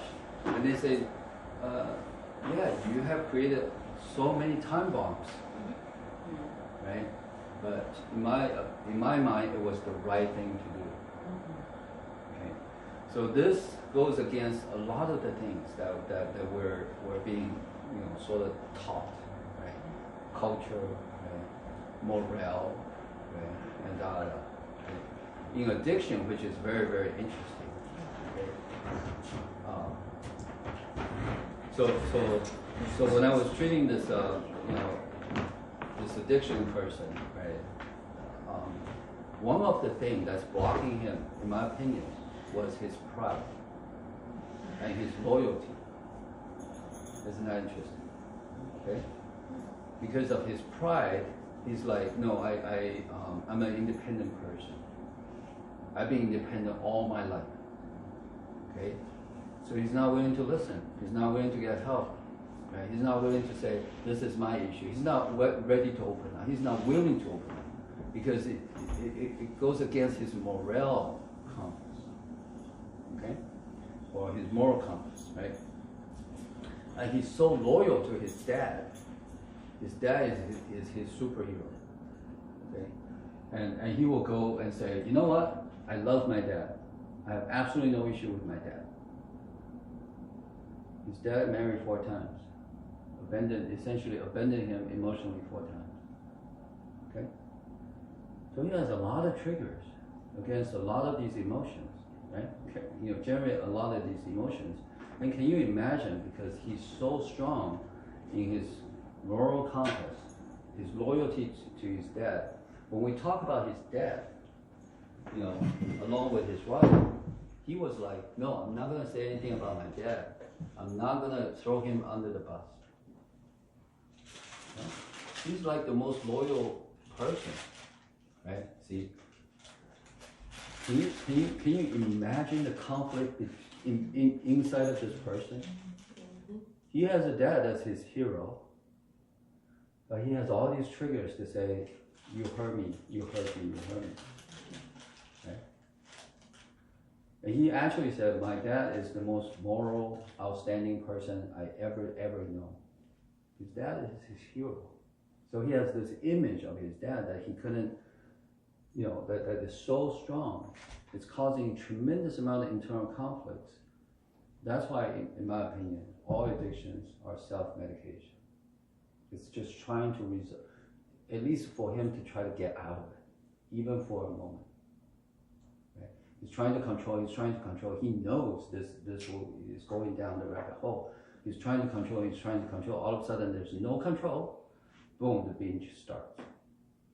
And once it starts, the control doesn't come back, so it continues for 7 or 8 or 9 days. Until all these are exhausted, his control comes back, boom, all of a sudden it seems like everything is back to normal. Right? And then this cycle repeats. Because these things never get resolved. So it's more like a release, right, than a true transformation. So so it's actually very interesting, okay? So the way we do this in the clinic, it may sound like psychotherapy, okay? But acupuncturists are not supposed to do anything psycho related, right? But we're doing channel work. Okay? All we're doing is channel, because all these things affect our channel, right? So in the clinic, what we do is to say, you know what? Your dad doesn't have to be a hero for you to love him unconditionally. You know that? Because a lot of us equate. Okay, if you have ever done one wrong thing, you're not a good person. If you ever abandon somebody, hurt somebody, traumatize somebody, then you are not a good person. You're a bad person because you have bad behavior, or you have hurtful behavior. Right? That is not true, because we all have a heart of gold. Right? See, it is still his journey, right? But to me, there's an empowering way to do this, and not a right way to do it. So in his mind, the right way is my dad is my hero. I'm not going to throw him under the bus, right? The empowering way is to say, you know what? I love my dad, regardless of whether he's a hero or not. See, then he's real. He's actually duplicating this model. Okay? He wants to be the hero for his family, for his 4 kids. When he's not achieving it, he goes the other, completely opposite direction. He's wrecking his family. Very interesting, right? So this simple concept of stop doing the right thing, or the high morality thing to do, right? To me, is actually very, very important. Means that we're not arguing with reality anymore. This is the reality right now. What's the most empowering thing we can do right now? To me, doing what's most empowering is the very definition of wisdom. Okay? So it has nothing to do with how much education we have, how many degrees we have, right? It all depends on what's the most empowering thing to do at that moment. So a 3-year-old can be wise. Right? A dog can be wise. A bird chirping can be wise. A person following where the bird's flight path can be wise, because we'll find a way out. Right? It's not about how much we know. Right? So can we cultivate that? Absolutely. The way to cultivate it is to ask this one simple question, right? What's the most empowering thing we can do right now? Right now. And the good thing is, let's say we do this, 10 minutes later, we change, we're free to change. It's not like, didn't you say we're going to do this? Oh, it's different now. It's a different now. Right? See, now we're not attached. It's not like, okay, let's do this. It becomes a commitment. Too many of us couldn't do this, right? Because what I say, I have to keep, right? Because it's like this, you're just a very flaky person. Okay, you change all the time, right? Of course I change all the time, because circumstances are different. This becomes an issue in the clinic, right? We treat a patient, oh, liver stagnation, this treatment. Literature designation, another person, the same treatment, right? And boom, boom, boom, boom, boom, it's all the same treatment. It becomes protocol. Right? Somebody can write this, step by step, Yeah. step by step, and we all follow that, right? Honestly, I get it. then nobody's free. Right? And we're all trying to do the right thing based on that person's perspective. And where's our choice? Where's our personal freedom? Right? Where is our sense of intuition? Right? It's all being defeated. Okay?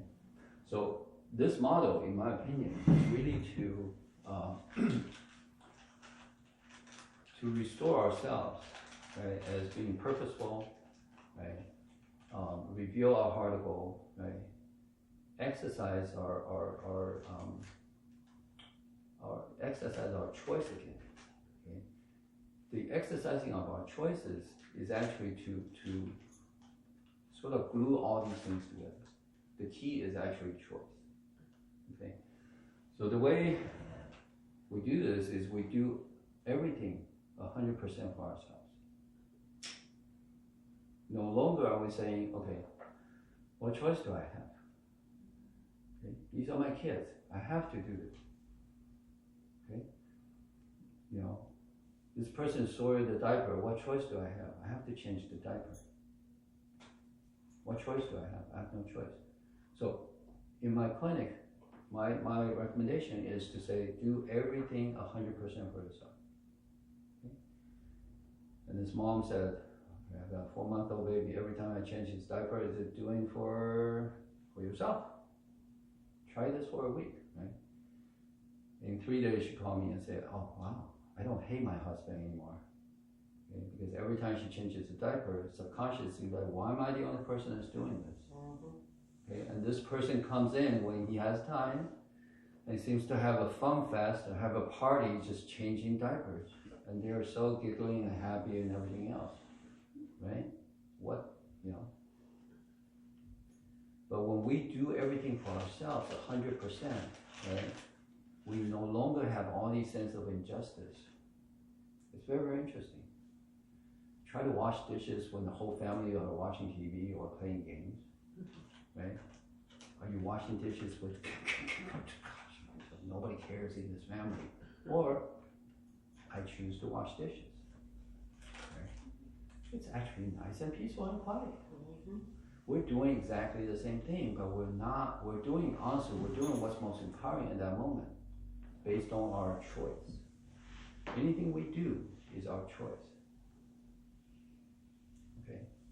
Never ever release that sense of choice. If somebody puts a gun on my head and say, give me your money, I will give my money because it's my choice, because I really want to live. I'm not going to put the power in your hands as I know, oh, what choice do I have? No, I still have a choice. So, no, you're not going to have my money. You can put this in through me, but you're not going to have my money, right? I still have a choice. And lots of people will say, no, I have to do this. It's my responsibility. But I would say, hey, you know what? You can be completely irresponsible. Do you know that? That's a choice as well. That's a choice. You can be irresponsible. But no, how can I do that? See, you're making a choice. If you make a choice and you do this, it's 100% your choice. Make that 100%. Not like, there's 70% for me and there's 30% for, no. 100% for ourselves. Okay? That including being a therapist, right? Being an acupuncturist, right? Being a student, being a son, being a father, right? Anything we do it 100% for ourselves. The kid's biggest issue is, what do you want me to do? See, the entire school system, and I'm not blaming school, okay? The entire system in anywhere essentially is to take away a sense of choice. Okay? From kindergarten, day one, we're given these crayons and paper. Right? We're doing this, we're doing this. And before we finish, it's time to read. Right? And we want to finish that drawing because I have this clear image in my mind, what I want to achieve. Right? No, it's time to read. And from that point on, our sense of choice, and you're absolutely right. People coming and see you, they don't feel they have a purpose, right? They don't feel they have a choice. So we need to get that sense of choice back, right? If you are drinking water right now, you're doing this 100% for yourself. And apply that to everything that we do. You know, I'm here in Chicago for whom? For myself. 100%. If I'm here trying to help people, I will feel completely different. I'm going to say something that's completely different. So 100% for ourselves. And then it becomes very easy for us to stop helping anybody, because if anybody can help, can be helped, there's nobody that will ever need help. Okay? Don't we all want to help our kids, help our aging parents, and help, right? How did it go? Okay. So do everything for ourselves. Then we become a lighthouse rather than a candle in the wind. Because then everything we do, you know, we need other people's confirmation. Did it work? Did it not work? You like it? You know, is this food okay? Right? When we prepare things, right, do anything, I mean, honestly, everything. There's no big thing, there's no small things. Because we're going to use the exact same attributes to cultivate it. And ideally, we don't take any extra time, okay, at all. Because that's the only way our cultivation will become timeless. Because we're not taking any time. That means we're still living our life as we're doing this, right? Then it completely transforms us from the inside out, okay?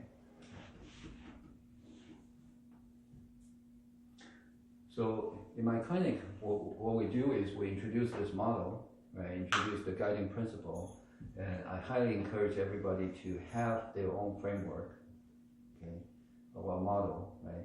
And their own guiding principle. It can be exactly the same as mine. It's going to be yours because you're going to implement it, you're going to experience it, you're going to modify it, you're going to feel it, right? So it's going to be yours, okay? There's no pattern on this, right? This is, if there's any resonance within you, it's because you have this already. That's the only reason. Okay? This is not education. This is not something we need to memorize and be tested. Okay? The real test is in how we live. Right? When we look in the mirror and say, how are you? That's the real test. Okay? Nobody's going to grade us anymore out of school. It's all in front of the mirror. Looking into ourselves. I love you. And I value you. Okay? We don't need to compare ourselves against anybody anymore.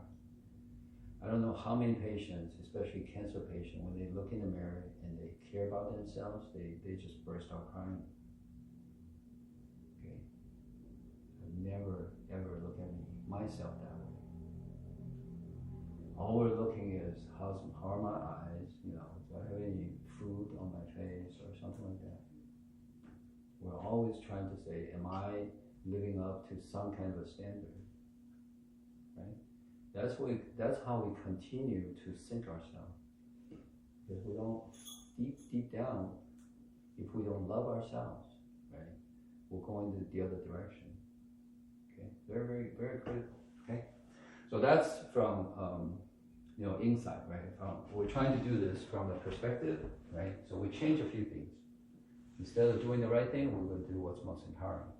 Can we do that? Absolutely. So we need things from the conscious level. Okay? And it will gradually sink down to the subconscious level. Okay? And then when all these things sync up, we'll have a new sense of harmony. In the beginning, we're not going to feel it's harmonious because we're changing direction. In the conscious level, the changing of direction is very, very simple. Okay? All the subconscious things, okay, because they're protection, they're saying, "What? Are you sure the world is safe now? Okay, you mean we can love our parents unconditionally? Are you kidding yourself? Right? Remember how hurtful you felt before, right? So all these things are going to say, don't do this, don't do this, don't do this, right? So we're going to have a period of disharmony, tremendous disharmony. sometimes. Okay? When that happens, again, note the emotions, right? And smile, this inner smile. I'm not there yet, but I am on this journey of self-love because I begin to love myself. And that's the only reason why I have this disharmony, because before I judge myself, I question myself, I doubt myself. I don't think I have a purpose. My purpose is given by other people. I don't feel I have a purpose. We're all changing, we're changing this from a very, very fundamental level, and that, I use the word transformation. Okay? We're literally using trauma or abuse or this sense of suffering, or whatever condition, cancer, PTSD, anything. So when people come in, even they say, okay, I just want to kill myself, I will look at this person and say, that's one of the choices. Okay? And for people who, in that condition, they are right at the pivot point to transform. So to me, I have no sympathy for the trauma because I see it very, very differently. It's not like I don't care, I don't love. It's because I see that as a golden opportunity for a person to truly, truly transform if I connect properly, right? So this becomes a cultivation for ourselves, right? If we're in any capacity to be, therapists or people in the healing profession, right? Cultivate within ourselves, then we can truly then we can be a lighthouse that has the potential for other people to change within themselves. All we can do is share our first-hand experience. We cannot, go grab people and just shake them down and somehow they transform. It doesn't work that way. Right? Okay, so this is from the conscious level, right? And then we go the other direction to say, okay, how can we do this on the physical level? Okay, so the way we do this is through channels. Okay, the way we do this is actually pretty interesting. Okay, so the concept of bucket. Okay, the bucket starts from here, which is our perineum, which is our ring one, which is the starting point for our ring channel and du channel. It continues with our pelvis, which is already here, right? Continues with our core, which has the front, side, and the back. So this is the entire core. So this from here to here is our bucket. Okay? Imagine a bucket. The bucket has to be straight for the water to hold, right? If I lean, the water comes out, right? If I lock my knees and tighten when I lock my knees, my back is tight. So this bucket, the walls are not, it is not consistent, right? The back wall is tight. The front, very, very loose, very, very soft, right? But if I unlock my knees by either squeezing my butt or tilting my pelvis back, it's the same thing, okay? Then my bucket is actually very, very consistent throughout, okay? So this is how and when I have this beautiful bucket, all I gotta do is to put my entire rib cage, my shoulders, my head, boom, on this bucket. And my eyes will be automatically level. When I walk, if you're pressing on my shoulders, all your weight will be going behind my knees to the ground. Okay? Then I'm not wasting my knees. Too many people have knee issue because they're leaning a little bit forward or they're locking their knees, right? Then if I press, they're gonna feel, oh, it's on my knee. Okay? So the goal is to say, okay, I unlock this, I build a good bucket, right? I put everything else on top of the bucket, right? Then I'm relaxed. I can truly relax my shoulder, right? Otherwise, too many people, this is a good posture. This is not a good posture.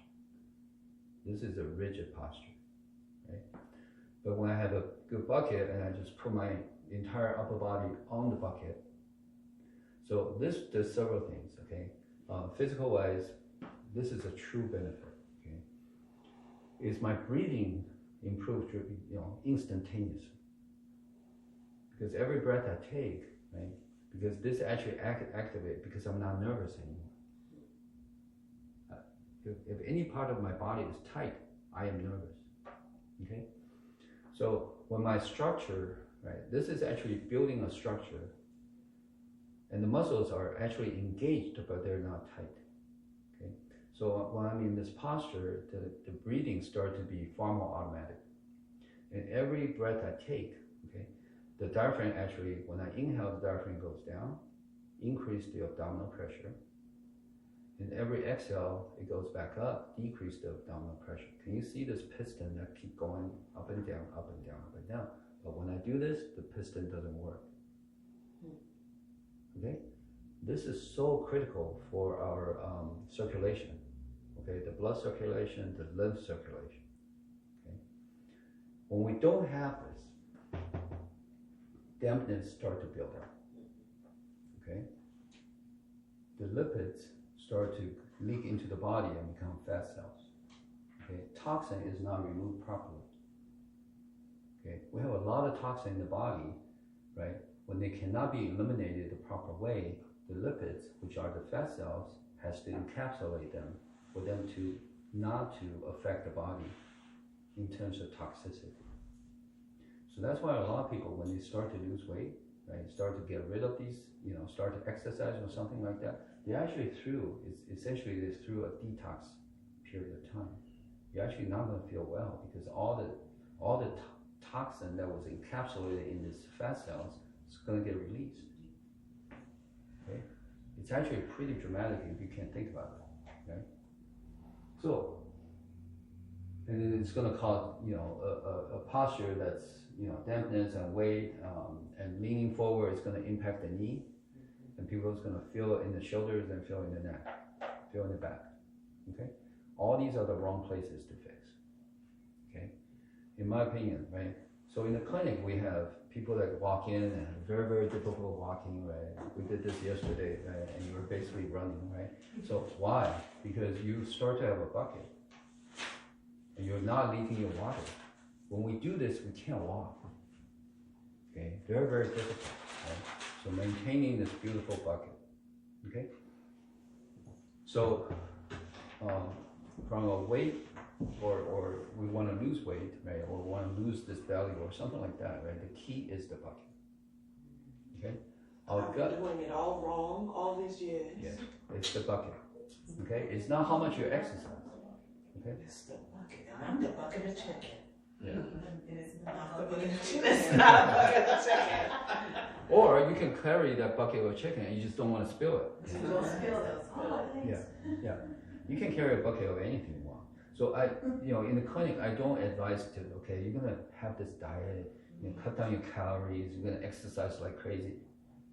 The easiest way to be injured is through exercise, okay? If you don't exercise right, you're guaranteed to hurt yourself. Okay? I don't know how many people I treat, like they're yoga teachers and they all have wrist problems. Okay? Severe wrist problems, right? Because they do this every day and their weight shift, their weight distribution is incorrect. So most of the body weight is in the front and they hurt their wrist. And because they have to continue to teach, they hurt themselves even more. Okay? So what we do is, first we build this bucket, right? And then we put everything proper, right? And the diaphragm is actually doing all the weight, is doing all the circulation work, okay? Because we start to circulate, our limbs start to work, okay?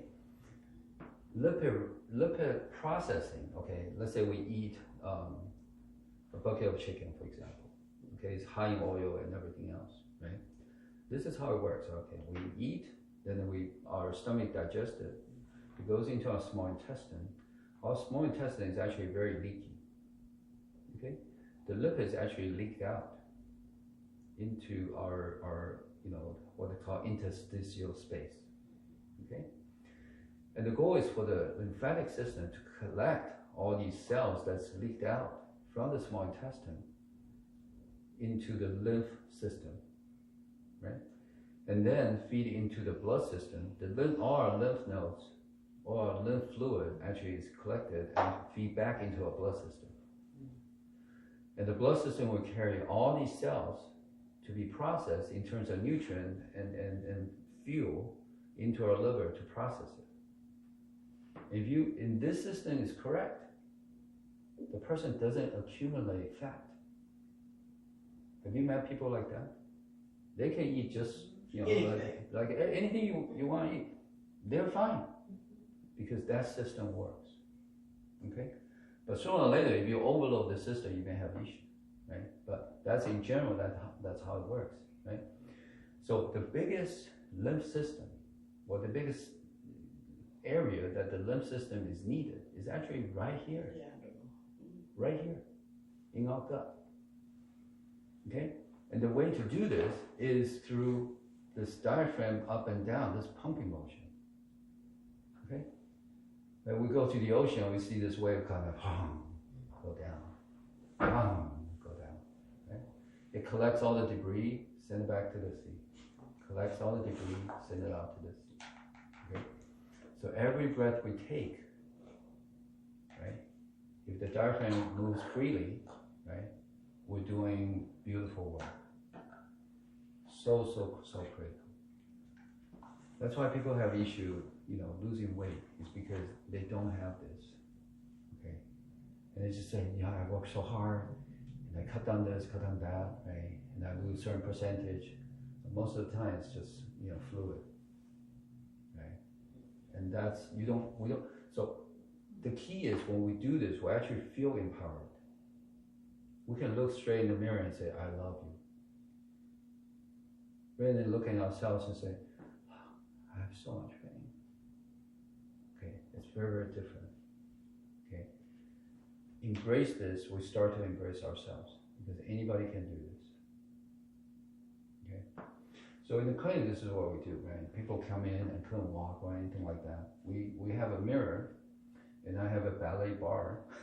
Okay, and put your hands lightly on the bar, right? Look yourself in the mirror, eyes level, right?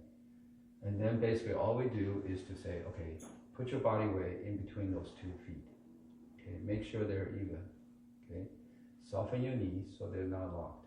Okay, feel the sense of a bucket. Okay, tap this, tap this, tap this, tap this. Right? Lock your knee again, tap the front. Okay, and feel your back. Okay, now they're not even. Right? So, and then put your body on here, right? The mirror, right? Make sure your shoulders are even, right? Can we do this every time we wash our hands, where there's a mirror right in front of us? Absolutely, right? So this is the work I give, the so-called homework, I guess, is that, okay, please do not take any more time to practice this. But every time, hopefully you wash your hands, right? You do this. Look into your own eyes, right? Do these checking. It doesn't take you any more time. And at the end, you say, you know what? I love you. Okay? Rebuild how we see ourselves. Get back to the feeling of how our body feels. Otherwise, we're so dissociated from this point down. Right? We don't, it's like we don't have a body. Right? So critical, right? And then once we have this bucket, then this bucket is the same principle applied to everything else we do. When we walk with the bucket. Our water does not leak out. Okay? When we move the bucket first, parallel to the ground, and our feet follow. Okay? This is what Afiva did yesterday, right? And she was essentially gliding in here. Okay? And she finds her stride again. Right? Very, very interesting. When you start to do that, you get your power back. Okay? This is how we transform. Without power, without the sense that's like, oh yeah, I can do this. Not only can I do this, I feel good. Right? Then we truly begin to transform. Yeah. So we honestly do this, and we can do that later if we want, okay? It's like we build this bucket, right? And what I normally do is to say, okay, maintain this bucket, and I'm gonna push that person. And when the person feels the gentlest push, normally the feet will come up. Okay? Wait. Okay? Wait until you're being pushed, right? And you're gonna fall. That's when you move. or right before you're gonna fall. So there's a point where you can move this without losing your balance, right? So when we walk this way, our knees will be soft, our ankles will be soft, our hip will be soft. So the body, so the ground doesn't, continuously to impact our joints. Okay, very, very interesting. Okay, it is such a, so I find opportunities, right? Because I don't want to say, okay, go to the gym or come to my class, because even if they do, it's 1 hour out of whatever, right? Right. But we stand, we sit, we walk, right, all the time. I want to maximize that. Because the only way for us to truly change from conscious to subconscious is to do everything in our lives. Okay? When we face our spouse, when we face our kids, when we face our neighbors, that's the time we practice all these things. We implement all these things. Not go to a retreat or finding some sacred space or, no. We do this, we all have, honestly, we all have 2 relationships, okay? Parents, right? And add a few more, we can easily have 5. Within these 5 relationships, honestly, we can map to everything else. If we can get these 5 relationships to the degree that we feel comfortable, okay, everything else is exactly the same. There will be absolutely no difference. We do not need to learn this from anybody else. Okay. John, when we talk about posture, Yes. is it always trauma that shifts that posture?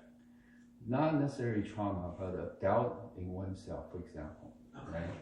Like, that person is stronger or prettier or more developed or whatever than me, we automatically does this. Okay, it's a self-protection, right? So it's rooted in here. Could be education, okay? Could be culture, right? Certain culture, you have to hide your face, you have all your features, right? And guess what? Their posture is guaranteed to be poor. They cannot come out like this. Even if, you know what I'm saying, right? So it's like you don't want to, you don't want to be yourself, right? You are, your presentation is based on somebody else's rules, right? Is it trauma? Trauma, you can, in the big sense, yes. Trauma, in my definition, is anything that will alter our perspective and install triggers. Okay. So trauma can be, yeah, you're absolutely right. Trauma can be so variable, right? It can be a violent encounter, right? Or can be a gradual cultural, shift, okay? Imperceptible. It's almost like we put on these teeth bracelet, right? A little bit of pressure over time changes everything, right? Why? Because, so my definition of trauma, that's why, it's like, what is trauma? Can you define trauma, right? Why somebody goes through the same thing, they don't produce exact same results, right? I mean, why, right? So to me, for most people, they change their perspective and they change, they install triggers. But for certain people, they say, hell with this. You can confine me. For certain people, you can nail them to the cross and they will continue to love unconditionally. You cannot install trauma. You cannot alter their perspective, right? Do we know people like that? Right? We can learn from people like that, right? So interesting, right? So to me, I'm not religious, right? But there are definitely religious figures that I follow, and I want to be just like them. Okay, I'm not there yet, but I know I'm going that direction. Right? So ultimately, it comes down to what? Choice, right? For people that are, they're nailed to the cross, is there still a choice? Right? Is it blaming or trying to forgive and forget? No. continue to love unconditionally. Okay. To me, that's the ultimate power, right? So when we choose the ultimate choice, we have the ultimate power.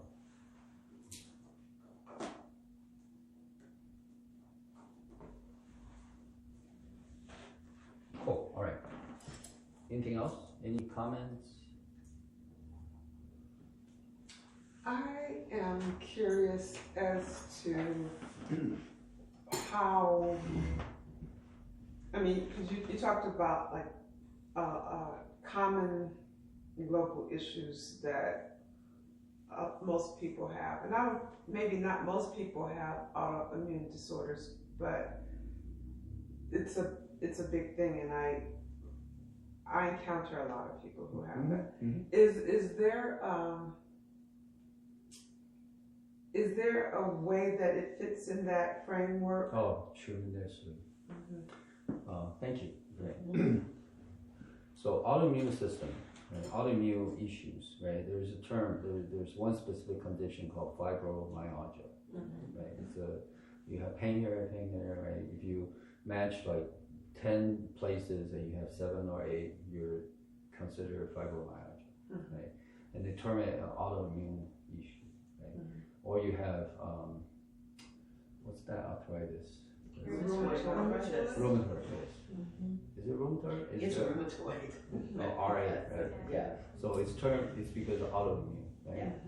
To me, it maps to this precisely. Okay. Why? Okay. So pretty much, I have probably 5 or 6 fibromyalgia patients. They all have childhood trauma, childhood abuse. They all have these triggers. They all have these things. Life is not safe. When life is not safe, their midbrain doesn't work. Everything is about judgment. Okay. Midbrain is in charge of our autoimmune system. Just that simple.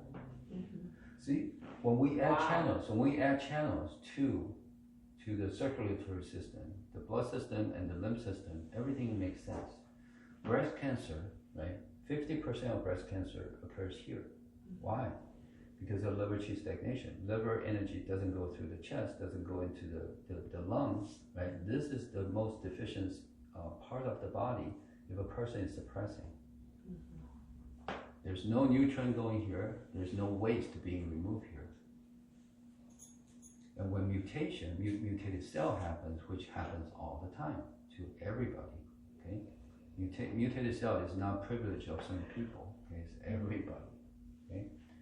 When the mutation happens here, it has a favorable environment to develop into cancer, okay? So our midbrain, that's why I have a purpose, is so critical. When we say, I have a purpose, okay? We activate our midbrain, which is in charge of our hope, okay? Curiosity, creativity, fun, joy, love, auto function, like breathing, heart rate, liver function, kidney function, and autoimmune system. So for all my cancer patients, right, it's like, oh, my autoimmune is this and this. What do I do? Do I restrict this or, eat this or whatever, right? I say, you just gotta have a purpose. Okay, remove the word survival. Everybody tells me, right? Oh, I'm a cancer survivor for 2 years or 3 years or however many years. I say, okay, great. But this will be the last time you use the word survivor. Okay? From this point on, you're going to thrive because you have a purpose. And it's unquestionable. When we do that, our midbrain goes. Okay? Too many of us, okay, especially we're trying to be nice, we're trying to fit in, we're trying to do this and trying to do that. We constantly, okay, it's automatic seeking to do the right thing. What's my expectation? Okay, did I get this right? Right? On and on and on and on. Midbrain is often not activated. Okay, path that comes down, from the Ren one, right, from perineum through here, what we call the Ren channel, it has to go through here, through our throat to the mouth. This is blocked right here. They cannot speak what in their heart. Okay, because they cannot. They cannot speak. They cannot thrive. So a lot of people, when this opens, they start to cough. Okay, they can't control it. Okay, they just start coughing, and that's great. The people were looking at me on the bus last night going home. I'm like, no, I don't have COVID. I just released. Yeah. I just opened. Yeah, I just opened up my Ren channel. I just opened up my Ren. Yeah, and let me. Hey, you're interested? Let me share this with you. Yes. So, again, I honestly appreciate all your presence. Okay, your residence. Make a vow, a little vow. Okay, vow is not a commitment. If I don't do this, I'm gonna, go down to a very dark place with fire. No, okay. A little vow is just I am willing to serve people just like me. Okay, a vow and purpose, they connect perfectly. There's a reason why I'm experiencing what I'm experiencing. If I have autoimmune issues, and I trace it back to, oh my gosh, okay, when I was a little girl or a little boy, right, I have to follow rules, and ever since then, I constantly try to figure out what is the rule. Okay, and when I get out of school, when I get out of my home, I find there's no rule, or the rules are everywhere. I feel so lost trying to find rules, and I get anxious, right? And my emotions are basically fear and anxiety, right? Or even a sense of depression because I cannot find, I don't know what to do now. Depression is a stop sign that says, you know what? No matter what you do, it's not useful. That's what depression feels like. It's a stop sign to say, okay, or stoplight, right? The light has turned green, but I don't want to go anywhere.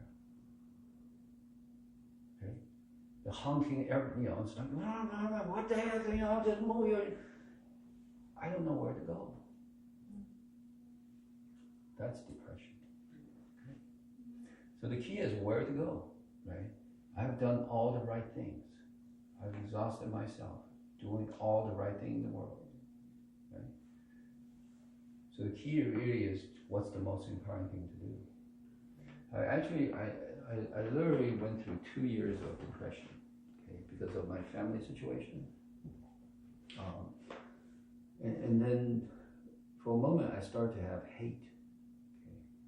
I started to have this overwhelming feeling of hate, there's waves of hate, right? But I continue to feel like, okay, no, I'm gonna love. Okay, I love my family, even though I know it's, it's like this ship is sinking, okay? But I love my family. I will love my family to continue this journey, right, to somewhere, to where I don't know, okay? Until one morning I actually woke up with this clear, this immense clarity that I have never ever loved anybody. Not my mom, not my dad, okay, not my spouse, not my wife, not any one of my 4 kids, not myself, unconditionally, ever. Okay. So from that point on, I was never depressed. Okay. Because there's always something I know my direction. Okay. If I feel sad or mad or the sense of hatred, right, I know I'm still loving conditionally. So I install within myself a feedback loop. If I feel I am disempowered, I know why. Because I was expecting, right? I was still doing things for other people, right? It's very, very simple, right? But we all need that internal clarity, okay? This is not education, okay?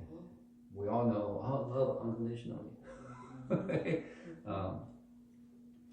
So trauma, okay, this severe sense of suffering, right, to me, get us closer to that point. Okay? So people with tremendous, sense of trauma or PTSD or anything like that, right, they're very close to that point. Tremendous sense of hopelessness is very close to revelation. It's like going through the dark alleys. You're very close to the light.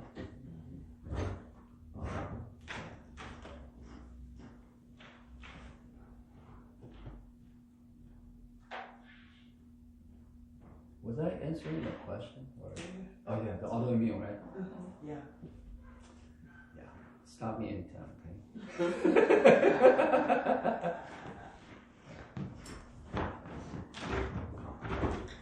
So autoimmune, right? In my clinic, this is what we do. Okay? Autoimmune, in general, the person does not honor, his or her anger. The person at some point has relinquished their boundary to somebody else. Tell me what to do, and I will do it. Okay? So the first thing to do is to bring back anger. Because anger for that person is a big, big giant no-no. Either it was exercised before, it was used before, and it's further abuse, or something like that. It was distinguished, put down, down the ground until you have no anger. Okay? And when we don't have anger, we don't have a good boundary. So all we end up having is fear. It's constant sense of, am I doing the right thing? Constant fear. It may be minor. It doesn't feel like an anxiety, but it's a constant sense of fear. Fear comes from the side brain, the left and right brain. Okay, a place called amygdala. Okay? Amygdala, yes. What a funny word, right? Yeah, isn't that a cool name? Amygdala, yes. But when the amygdala is activated all the time, the midbrain is not. Okay? So it continues to impede our autoimmune function. Isn't that cool? Yes. It's interesting that you say that about the left and right, because I feel like I have to explain this to my patients all the time, even though I don't take them through this model, but they feel like they're constantly in, I'm like, it feels like you're constantly in fight or flight, from scanning the channels. And they always counter with, I'm really happy, I'm really this, and I'm really that, and I'm like, I'm not trying to take away that you're happy. I can see that you're successful, but at what price? Because this constant evaluation, discernment, and everything you do in this culture to be crushing it and on your grind, this is why we're here. But it's so, it's kind of a thing, because I'm like, I'm not telling you what to do. I'm just, you ask me what what's going on here when I go in the channel. Right. So, so to me, this brings out another point, right? So for things to change, both people need to be ready. The practitioner and the so-called patient. They both need to be ready. Okay. When I say so-called patient, in my opinion, there's no patient, there's no practitioner. Okay. Doesn't mean because we have a degree somehow. Anything can happen without their choice. Exactly. I'm like, this is what I mean. Just because I have a degree, nothing can happen without your choice, or it's going to go right back. Somehow we transform because of that piece of paper. Doesn't happen normally. Yeah, that's true. So,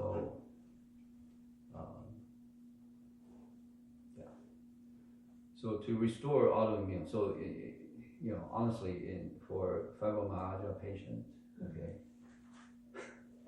they need to go into their car or a space that's kind of soundproof a little bit, okay, or a wide open space where there's no people, and it's just gonna shout at the top of their lungs, I honor my anger. Okay, they need to get their anger back. Okay, and once it comes back, it feels like it's uncontrollable. Okay, when you feel your adrenaline come up, you have to immediately suppress it down, allow it to come up. Okay, you're gonna, for a person with fibromyalgia, they're gonna have this interesting experience. It's almost like they drink 10 cups of coffee within 10 minutes. Okay, they just feel with this caffeine and their heart is pumping, and they just feel like I'll be out of control because adrenaline is going. Okay, and welcome your anger back, because you need that adrenaline to protect your boundary, to restore your boundary, and to expand and to thrive. You work with heart problems? You work with the heart problems? With people with heart problems? Cardiovascular? I don't know. You don't know if they do? So I'm wondering, because you said when I just wondered, because you know how they talk about cardiovascular, the feeling of impending doom. I can map that quickly Yes. onto this. Yeah, beautiful. And I was wondering also if a person with a shouting, like a cardiac situation, would be also like trying to suppress having that feeling of adrenaline. Very possible. Yeah. Thanks for bringing that Did up. you feel that? I'm sure I'm gonna go back and have people with heart issues come in. Yeah. I was gonna, since you brought it up, Khadijah, I don't see how it could be unavoidable. Yeah. So If we're saying we have a heart of gold, and we're also acknowledging that even with ourselves, sometimes we don't see that within ourselves. Oh, yeah. Then we can often be our own impending doom. Yes. And even more to the point, what I meant is like the reluctance to even want to embrace the anger. Like, what is there an intermediary? I don't know, because this is just all. Well, it's not embraced because we don't know the outcome. Exactly, like it's not going to be easy for somebody like that with those feelings of impending doom, and also they have been affirmed, and you can't get angry. Get mad. You can't, and then I come in with my goof self, And get mad. and I'm like, hey, don't you want to courage? And courage is in the books that we read, it's the virtue of the heart. Now that we're talking about this, I can totally map that on. Yes. The virtue of the heart. You saying that. Yeah. So my partner has rheumatoid arthritis, is having a flare right now, and for years we've been trying to track, okay, what's the trigger? Is it, something you eat? Is it something? And I'm like, it might be. She just doesn't get angry. No, I haven't seen her. Yeah. Well, Yeah. I felt her anger before, You but felt- she did it. doesn't- She yes. was in alignment with it, so Yes. I'm gonna say. Yes. Right. So, like, do you think that anger is the trigger for the pain? Anger is not the trigger, but the It's an suppression of the trigger. Okay. Suppressing of anger. She may feel the anger it's going to come up, it's going to do everything in her power or his power, right, to suppress that anger, right? And then the left hemisphere brain has to exert so much control and so much less, energy flow through the midbrain, right? So to me, that would be my take. So is it safe to say that the anger is the emotion, or what brought that Injustice. anger, what brought that forward? Yeah, it could be a sense of righteousness, right? Like, this is not fair, right?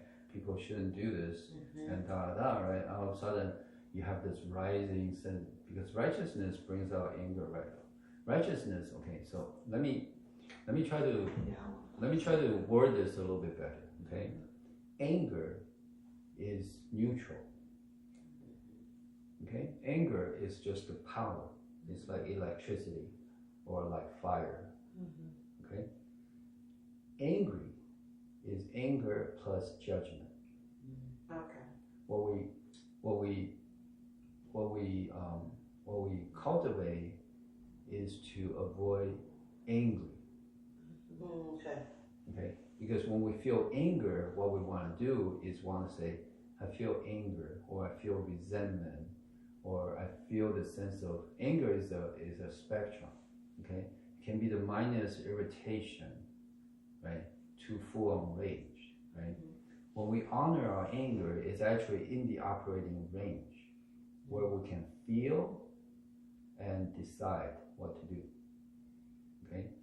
So ideally, emotions come up, let's say resentment or in this anger spectrum, right? And we honor it and we ask ourselves what's the most important thing to do instead of directly jump to judgment, right? Then we have angry, then we are angry.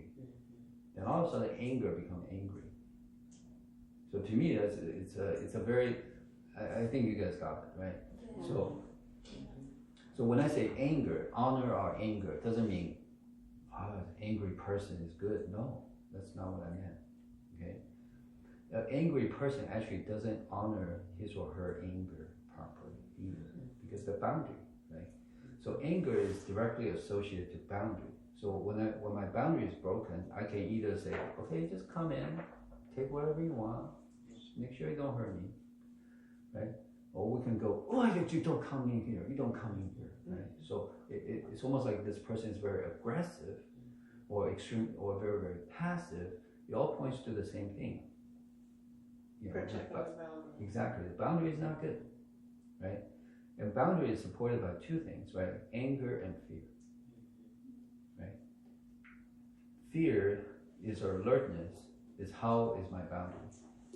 Anger is when the boundary is going to be impacted or is being impacted, it will actually respond. Will actually have an action. Okay? Can I demonstrate your anger? Who want me to demonstrate? You said my anger? Yeah. No.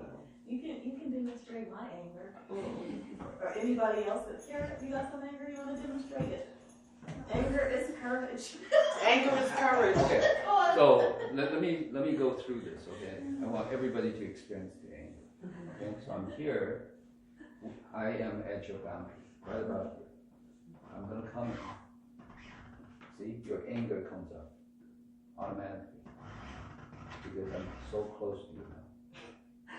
Okay? No, wait, no. You don't just get to go to the next one. How is that? How do you? Because your anger automatically comes up because I'm in your boundary now. But for you, you're not in my boundary. I am. Your body responds. You may say, John. So it's any little response. Any little response. Oh, so by me going, that was it. That was your response. Oh, It was what you did before you did that. I didn't do anything. Yes, you did. What did I do? You did. It was very subtle. What was it? It was very, so you were there and it was a very tiny movement of your chin and your spine, very tiny of your chin and your spine. Yeah, I wish you would. Yeah, it's like your hand's gonna come I up. wish you would. Oh, that's interesting. Very interesting. Okay. So any person, so this is what I do in the clinic, okay? I got these veterans that say, anger, I said, we all have anger, right? He said, nah. Right? Both anger and fear is gonna come up. That's interesting. That's our natural protection. That's why people walk on the street and they don't bump each other. Yes. That's why we can drive. Is because we're anger and fear activated all the time. So please. I must say, I was fear activated on that blue line today, and I was watching. Yeah. So honor our fear and anger. Okay, I'm not going to go through. Okay. Honor our fear and anger, right? So and because when they are in the operating range, she can just blow me a kiss, right? Because that's empowering. Yes. Or you diffuse the situation. I diffuse the situation. Right? Yes. So it's so important in my opinion, right? That's why people can have a sense of humor, right? It's to diffuse the sense of anger or fear, and you turn that into humor, and all of a sudden everybody have a good laugh, right? But when we're so sensitive about our boundary not being impacted, we're not. Humor goes down, right? because we're so in this hypervigilance to protect or not say the wrong thing, we cannot offend anybody else, and right? Then we start to lose a sense of connection, real connection. Interesting, right? So the way to do this, or at least for autoimmune fibromyalgia, right, or RA, rheumatoid arthritis, right? To me, it's really honor your anger. So in the beginning, okay, it's like, oh, gosh, I was like, I don't feel comfortable, right? Or you want to yell at somebody, congratulations, okay, it's coming back, right? And then if we also implement this, I honor my anger. Oh, now I feel this. Oh, wow, this is how it feels. Okay, I don't really feel comfortable, but I know this is a journey, right? You know what? I'm going to embrace this. Okay, and then you're going to ask all this thing. It's like, what's the most important thing to do right now? Right? And that activates the midbrain that has been shut down. Exactly. Okay. Right?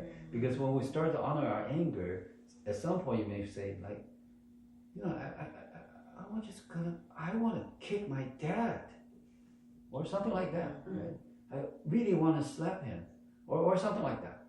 Right?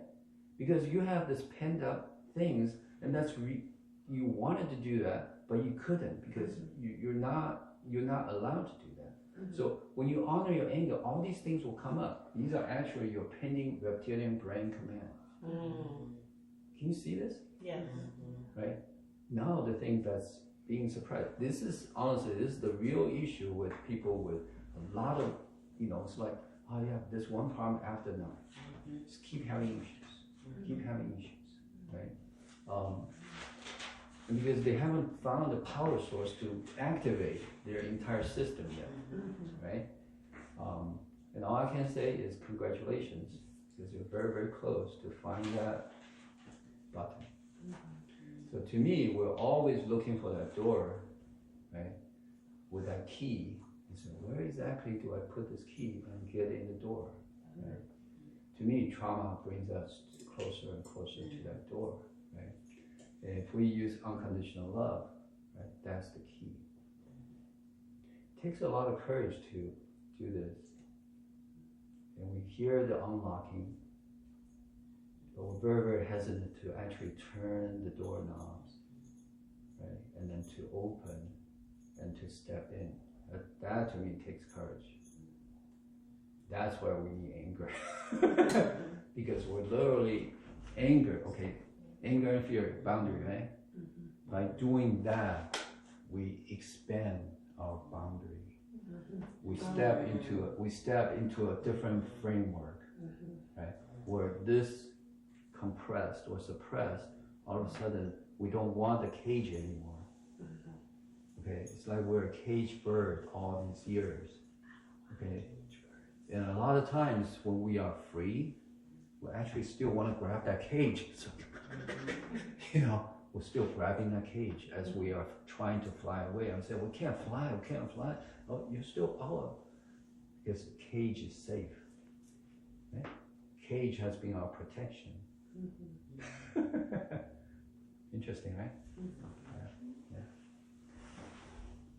Yeah. So when we take all these things, honestly, the reason why I can share this with you, okay, I didn't come prepared, okay, I come ready, okay, because I've been cultivating myself, because I've been because I've been striving to resolve my own issue within my own family, right, within, just the 5 people in my life essentially, right, because I have gone through that for a few years, okay, and when I do that, there's a flow, there's an integration within me to hear issues, to hear other people's pain and suffering, and I will have, I can potentially have something to say. Yes. Okay, because I truly connect to your heart of gold. Okay, I don't connect to your problem or the thing that you think is a problem, because I don't see that as a problem. I don't see this problem. Right? We redefine what the issue is now. Okay? You know, we go to the doctor, we go into the hospital, we go into this clinic, right? We think we have this problem. Do we truly have that problem? Sure. Right? We're trying.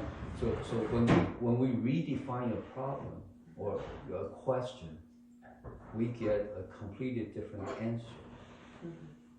Right? So that's reframing our world, right? So, yeah. Isn't that fun? Yeah, it's great. I like it. Right? Reframe, right? You know, is that truly the question I need to answer? Or, you know, yeah. So to me, you know, the biggest question that, in my opinion, is we need to change is heal and reveal. Okay? How can I possibly heal my broken heart? No. Change that to how can I possibly reveal my golden heart? Because it's never broken. I thought it was broken. It felt like it was broken. But I'm going to try it and say it's never broken because all the saints, right, all the enlightened people, it's been saying that the heart is never broken. Transformation happens in a split second. It doesn't, because I'm so traumatized, I need to wait 10,000 years to be healed. That's what healing is. Healing takes time. Revealing is like this. Okay, so all of a sudden, whoop, it's open, and that's it. And you see it and you feel it, you're never the same. Okay.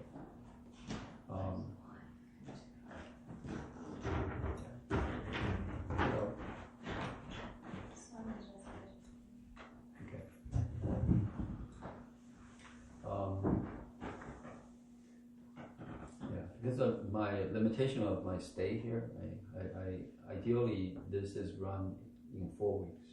Okay, so every week we do this, right? Initial 1 week or something like that, there's going to be a lot of this clarification, right? And every question, and I really appreciate all the comments and questions because it allows us to go deeper and deeper and deeper and deeper, right? At some point, in the beginning, it's very surface level. It's like, oh, I have a purpose. I connect to loving kindness, connect to my parents. I love them unconditionally, right? We do this, we do this. Then we're going to experience this tug from our triggers. So what the heck are you doing? Right? Are you kidding yourself? Right?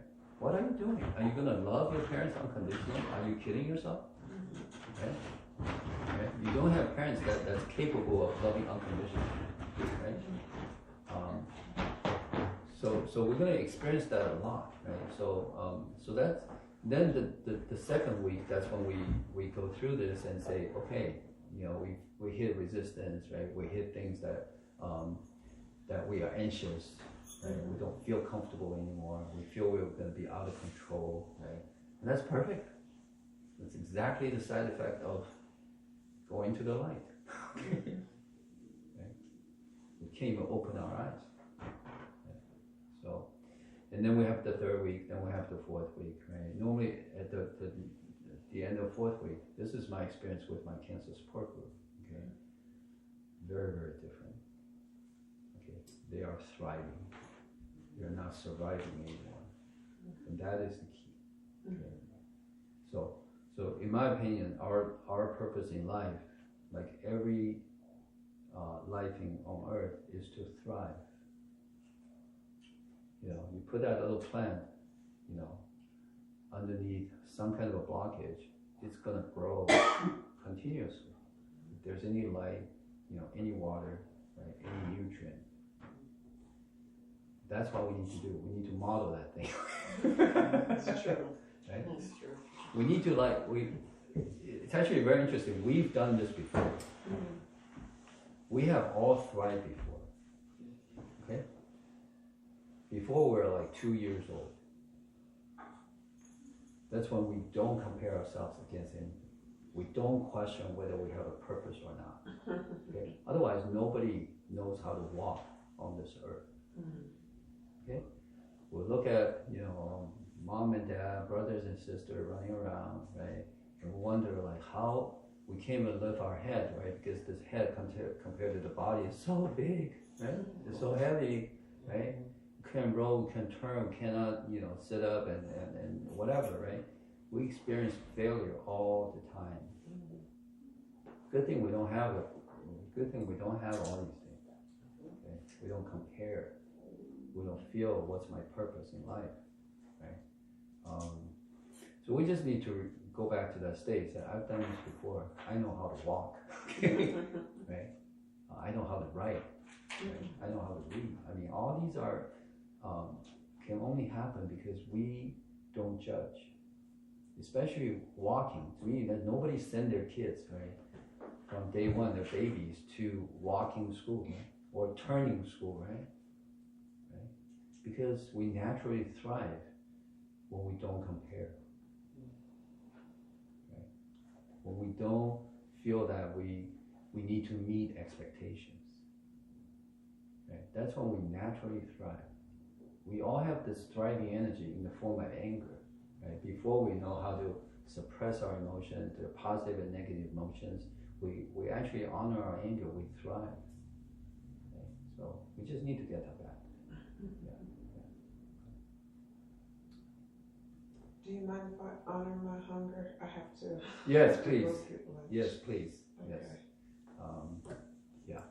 So the morning people, please honor your hunger. Yes. Thank you very much. I really, very, very grateful. And so, should we come back in an hour or so? Do you like? Yes, I'll be here. Yeah, I'll be here 9 o'clock until 9 or something like that. I think so. Yeah, I'll be here. And come back. We'll come back, and I really want to get to the table. Yes, I would like to try that too. Come back. We'll do something like that. But when you walk out, okay. Did you bucket? Yeah, establish your bucket. Okay, establish Okay. the bucket, okay. Eyes level, right? I'm gonna push you very gently. She started walking before I. Oh, right? yeah, okay. So don't expect. Okay. Okay. Mhm. Feel this. See, your bucket is leaning, right? Okay. Feel this is actually just beautiful. Oh, Okay. there. See, now you're gonna lose your balance. Now your feet moves. Okay. Okay. And feel your entire body weight actually goes behind your knee, Okay. not in front of your knee. Okay. Allow me to push you like you're on a train track. I'm gonna accelerate. Okay. And you're gonna continue to follow. Okay. You're gonna swing your arm gently.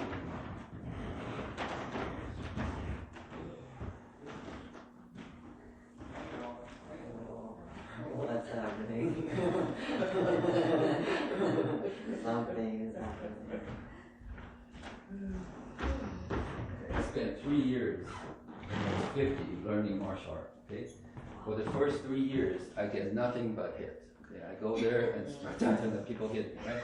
It's not because they want to hit me. Yes. They put their fist there, and I lose my balance and they go hit their fist. Okay. So after 3 years, I finally realized I don't know how to stand. You don't have to know. Yeah. I don't know how to sit. I don't know how to walk. Right? I'm not balanced. I'm always leaning. Right? So when I push something, I'm always, if that thing is not there, I fall. Right? So part of the physical thing is we start to change that a little bit. Yeah. Okay. All right. So we're going to start the afternoon thing. Okay. So if you guys want to observe. Yes. Always. Alright. So we're gonna try to address this scar here, okay? Can you get closer? Yeah. So the scar actually runs from here, okay, like all the way here. Okay? So that's the scar, okay? So essentially we have 3 channels that goes through here. So this is our Sanjiao channel, okay? This is our small intestine channel, right? This is our large intestine channel. Yeah, perfect timing. Yeah. So the goal is to restore all 3 channels. Okay, so sometimes the scar can be almost like a burn, for example, like right around this area that will actually cover all 3 channels. Okay, so this one is kind of go like this, right? So the goal is not to needle it sort of perpendicular along the channel, okay, which they normally call it a twirling technique, right? So what we want to do is actually to go along with the channels, okay?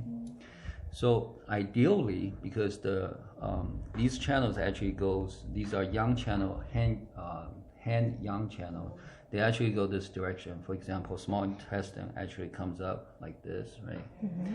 And sanjiao actually go this way, and large intestine go this way, right?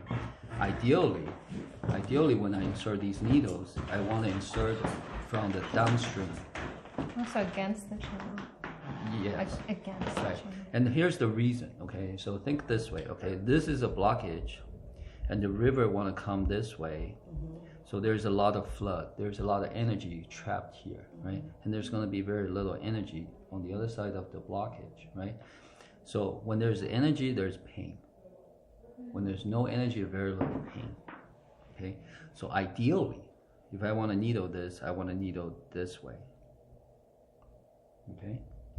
But since I'm in this position, unless we switch, or something like that, right? So if I, so let me insert this way, okay? So the goal is to go 45 degrees, about a little bit up, maybe half an inch, quarter of an inch, okay, above the scar, on the deficient side, which is the downstream side, right? I will insert the needle at 45, puncture your skin. If we just pull our skin, okay, there's a space between our skin and our muscle, right? So basically, I reach that area, then I flatten the needle, okay, and through here I insert it over there. So that's essentially what scars do, okay? Scars actually bridge. We can't really separate this anymore. So that's actually the passage we want to go through, okay? So again, ideally, okay, this is what we need to train, ideally freehand, okay? Because these scars can be in a place where it's very hard to put in a guide tube, yeah, okay? And also, a lot of times we need to insert 30, 40, sometimes in a session I will insert 80 needles, okay?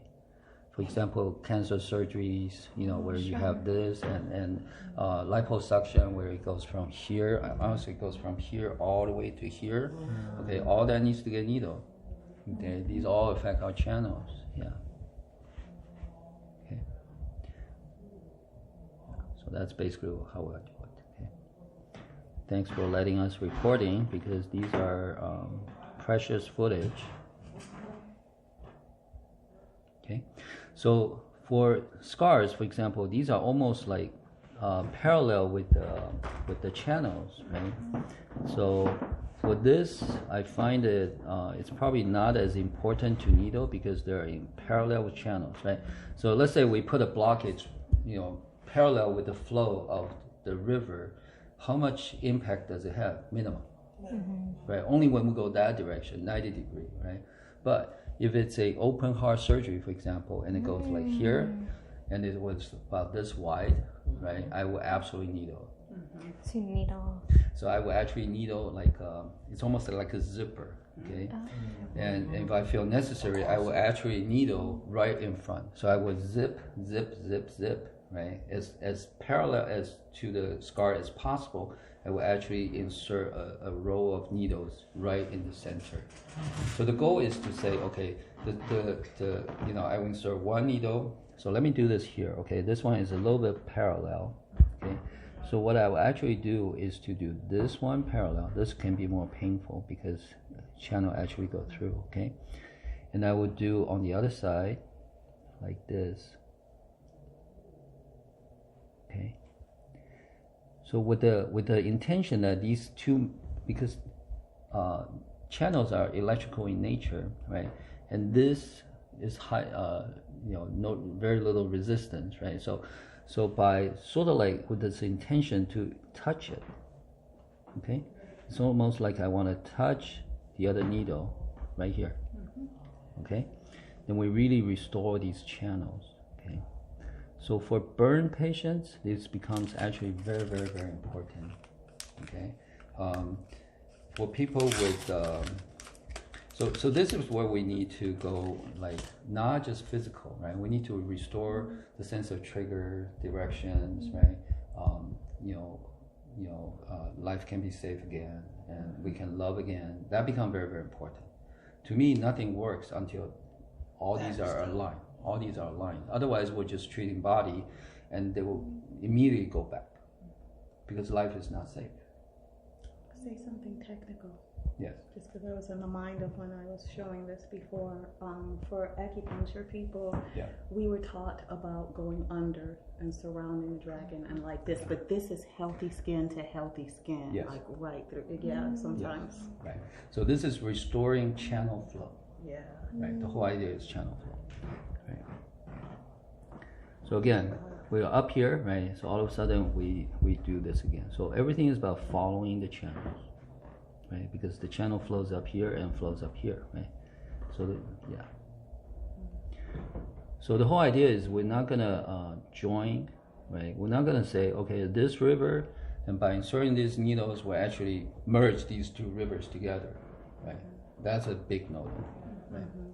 Okay, so that's about that. Okay, so now we go here. So she had a an encounter. So she has an encounter with the table, right? Okay. Her forehead has an encounter with the table. Okay. So here's the indent. Okay. And that was a traumatic experience. Okay. So a lot of times, for example, tattoo, right? Does tattoo block our channels? Yes, on the ones we don't like. Okay, if we think, oh, this is the most beautiful piece, there's no issue. Okay, when it comes to that, oh, I shouldn't have done that. Okay, and the body actually responds to it because that's the place you want to dissociate from. Okay, whatever we want to dissociate, the channel just doesn't flow very well. Okay, yeah. So a lot of times we have a bump here, right? And it was bleeding, right? Or something like that, then we automatically dissociate from it. Okay, this actually happens with, for example, surgery scars and stuff like that, right? People just completely dissociate from scars. Okay, childbirth, C-sections, what's that term? Like giving birth, the birth canal actually tear. Oh, episiotomy. Yeah, episiotomy. Yeah, beautiful. Episiotomy actually creates a lot of issues within a person. Okay, because when we heal, we have to dissociate from it, right? If we dissociate from that space, we actually highly dissociate from the rest of the body. Right? Yeah. But anyway, so for her, all we do, okay, so there's basically a little bit above the channel, right, about 45 degrees, then we go level. And a lot of times what I have to do is to, you see what I'm doing, right? So I'm actually puncturing through it and just say, hey, make sure it's really loose, right? So a lot of the technique can be doing this, right? So scar tissues, adhesions, right? Knee issues, right? And they're just not, they're adhesion. Yeah, beautiful. This is the same adhesion, say like, so we're separating the fascia? Yeah, essentially, right? Okay.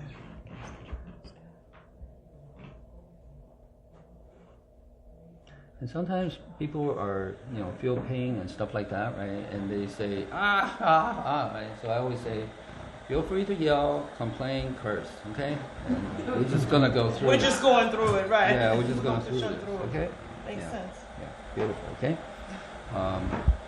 So then we allow it to, so if you can, so this is an opportunity for us to scan the channel, okay? So to scan the channel, for example, Ren channel, okay? Let's say here, okay? So let's scan from roughly here to about here, okay? So this hand, okay, to scan channel, we use this area of our body. Okay, this is the end of, this is part of the pericardium channel. Okay? Pericardium channel actually runs from pericardium, which surrounds our heart, right, through here all the way here. Okay, both hands. Okay, use your right, use your left. Equally good. Okay? The goal is we can either transmit or we can receive. Okay, so pericardium channel can be either our entire heart can be either a transmitter or a receiver. Okay, but not at the same time. Okay, so the whole goal is to have this pericardium channel be a receiver. Okay, so it's very important that we maintain our bucket. Right, the hand actually drops down like a falling leaf. Okay. somewhere around here, which is about an inch or two above the channel we want to scan. And then if her channels carries, okay, because channels are river, right? If her channel flow right vibrantly, my hand's gonna move. Right now it's not moving. Okay? So if you from here you have a purpose. Beautiful. Now it starts to move. Okay? So when things start to move, we actually feel this. There's no resistance. We flow very, very smooth. Okay. But when she has a purpose, and I try to go the other direction, there's a lot of resistance. It's almost like I have a boat. I'm going down, the other way. It doesn't go down. Okay? Yeah. So anybody want to try this? Try this. Okay. So the goal is to say, can I feel channels? Right. So if you flow one way and flow the other, right? If you feel like you can't really do it, just disengage, okay? And you feel there's a difference, then you can sense channel. Then all we gotta do as acupuncturists or as many workers or just somebody who's interested in this, right? If you have pets, right, just scan, right? Dogs doesn't like it, cats will just scratch you to no end, right? Because they don't like it if we don't do it right. If we have any expectation, okay, it's like we're actually projecting. So this is why it's important we maintain our bucket. This is a falling leaf. We don't ever look at our hands. If I look at my hands right now, she's gonna jump up because it doesn't feel right. Or she will, try very hard to suppress jumping up or to hit. Okay. Anybody want to scan? Yeah. You do it. Okay. Yes, please. So a sense of falling leaf. Eyes level. Yes. Beautiful. If you go the other direction, it doesn't even move, right? Beautiful.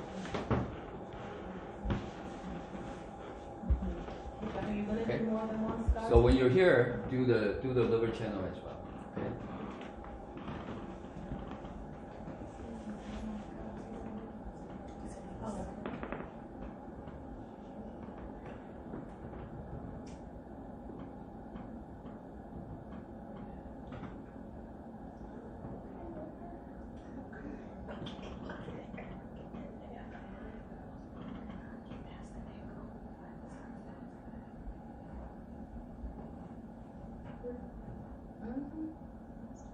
Liver might be a little bit different.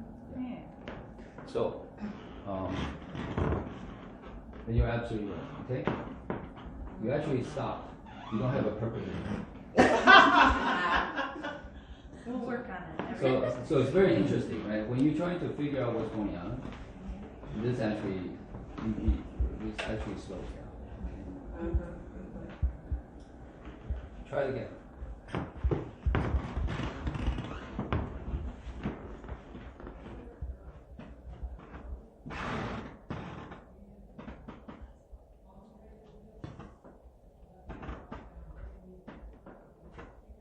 Not close, right?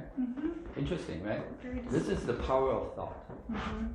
So this I apply to, like cancer patients, PTSD, people are honestly terminally ill. Okay? 2 months, 2 weeks to live. It flows. As long as I have a purpose or I am thriving. Okay? So it's so essential that we talk to patients and say, okay, you're not surviving anymore. Okay? From this point on, you're going to thrive. Okay? That is so critical. Okay? Yeah. So when we're doing this, we truly empower a person. So normally I do not needle until that person is willing to do this, because otherwise these needles, in my opinion, makes no difference. Yeah, so for you, the key is when you receive those needles, close your eyes very gently, okay, and connect, right? Truly activate all your channels. Yeah, beautiful. Okay. So when we're here, let's talk more about liver qi stagnation. Okay. So liver channel goes from the big toe, okay, flows on the skin level. So we have skin level, muscle level, and bone level. So liver flows at the skin level. Okay, and it flows up, through this area. It has to go through the chest and join the lung channel. Okay. Spleen channel, so that's the liver. Okay. Spleen channel essentially go the same way, but at the muscle level. Okay. So they're like highway, right? You have this highway, and there's another one. Okay. So spleen channel kind of goes this way, very similar path, but it enters on the other side of the ribs. Okay, energize our heart. Okay, and then continue to our heart channel. Essentially, come out of the armpit, goes to the little finger. Okay. When we are righteous, okay, spleen channel gets stuck right here. Okay. People with gallbladder issues, liver issues, severe bloating, okay, digestion issues, or sensory, honestly, it's righteous. I'm righteously about to get on you, John. Okay. Because, So righteous is great, is a great quality oh, thank you. until it's righteous. Until it's righteous. Right. Because we have a sense of injustice, which is beautiful. Okay? But when we are judging and we're blaming and we are categorizing, it becomes righteousness. Gotcha. And righteousness just want to destroy. It doesn't want to build, it want to destroy. When we have injustice and we continue to be kind, that's when we start to communicate and find solutions and build. But when we are righteous, we need to shut our heart down. We cannot be kind. That's why, honestly, righteousness is, in my opinion, it sounds like a really, really good thing, but it really impacts our body, right? And because spleen channel has to flow into the heart channel, our heart has no energy. When our heart has no energy, we're not kind. Okay? So some people say, what if I'm always right? I say, that's great. Okay? You just need to be always kind. Okay? So, because otherwise we're hurting ourselves. Yeah, because otherwise we're hurting ourselves guaranteed. Okay? So that's why I say do what's most empowering instead of never do another right thing ever again, please. Do what's most empowering at the moment. Okay? Because then we're free from expectation, we're fully in tune with what's going on, and what's the most empowering thing to do right now. It may be just turn and walk away. Right? You may be sitting down and start communicating. It may be something. We don't know, right? That's the beauty of this thing. It's undefined.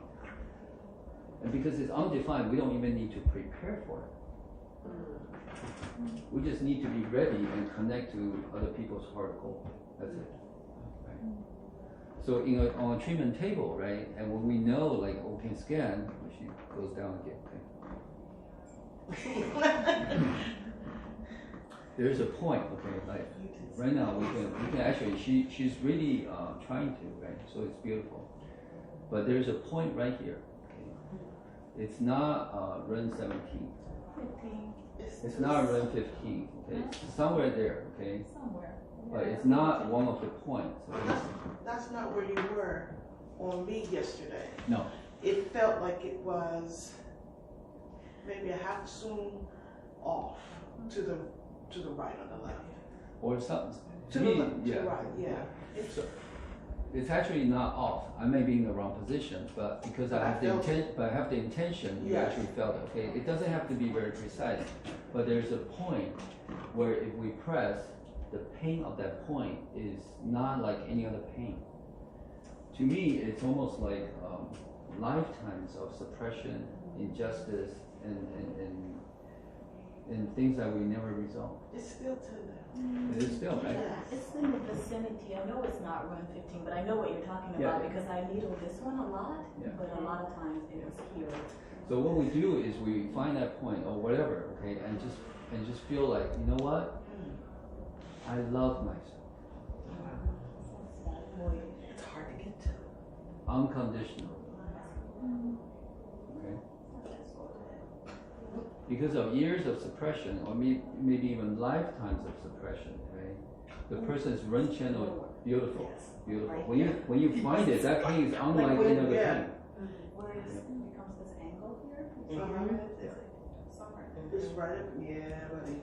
And the sensation is almost like we're going into the universe. It's like we keep going, we keep going, we keep going, and there's no end.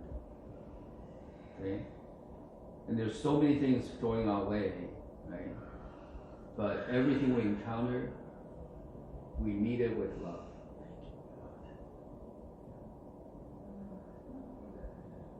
See, this is a journey of self-love. Okay? We're not fixing anything, we're not healing anything. We're revealing everything.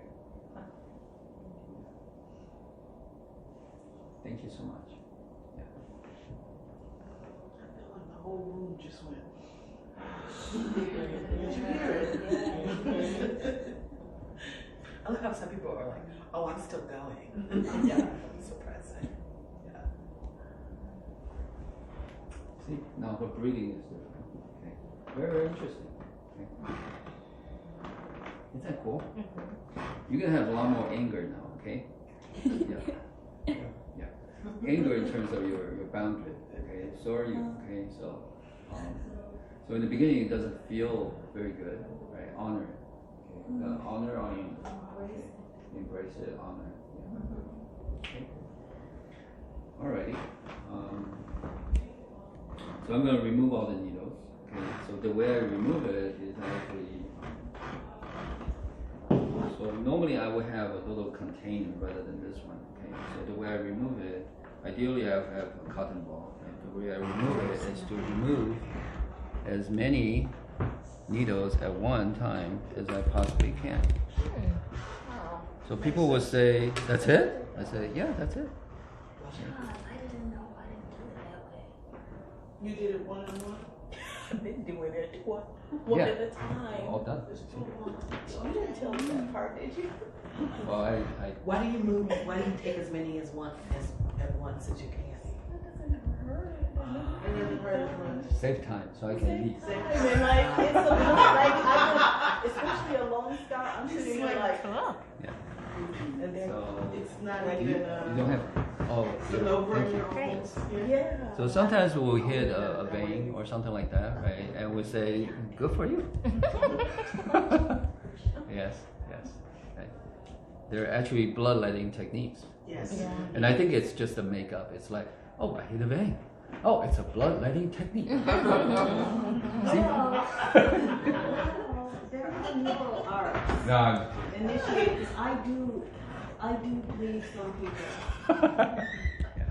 So find this for yourself. secrets Okay. And, yeah, somewhere around here. Okay. Thank you. Thank you so Yeah, much. thank you. You want to do yours? Yeah. We can do it right there. Okay. You can Okay. sit there, okay?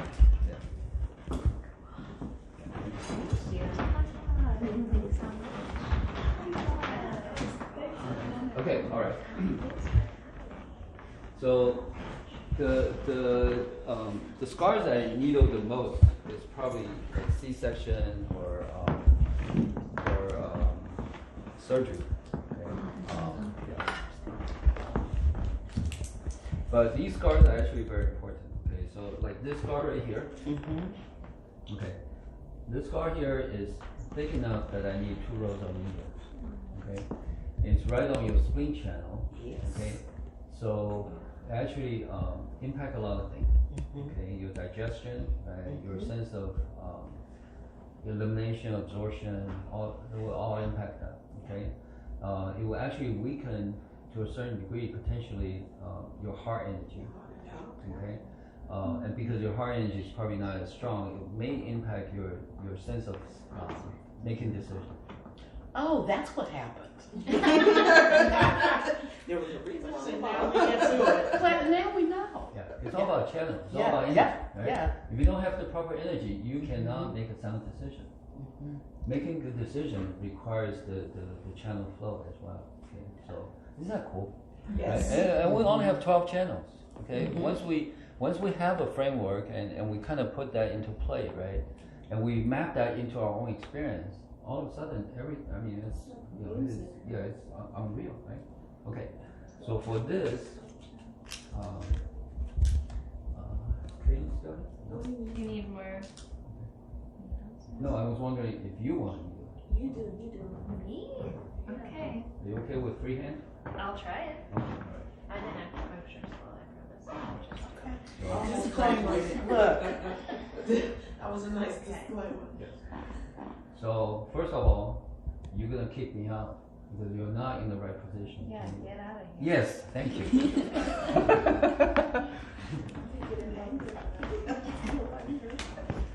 Are you still there? Okay. All right. Mm-hmm. So you're gonna go in 45. And I'm going this way. No. Oh, this way. Yes. Yes. Okay. So go in 45. Alright.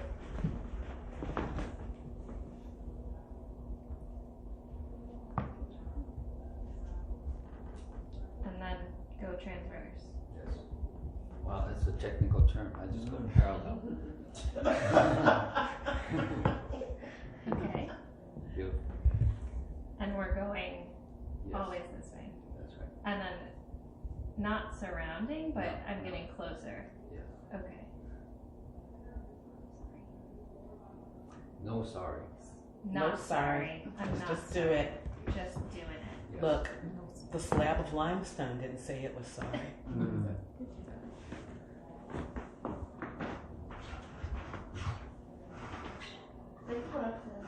Hmm? It's okay to breathe.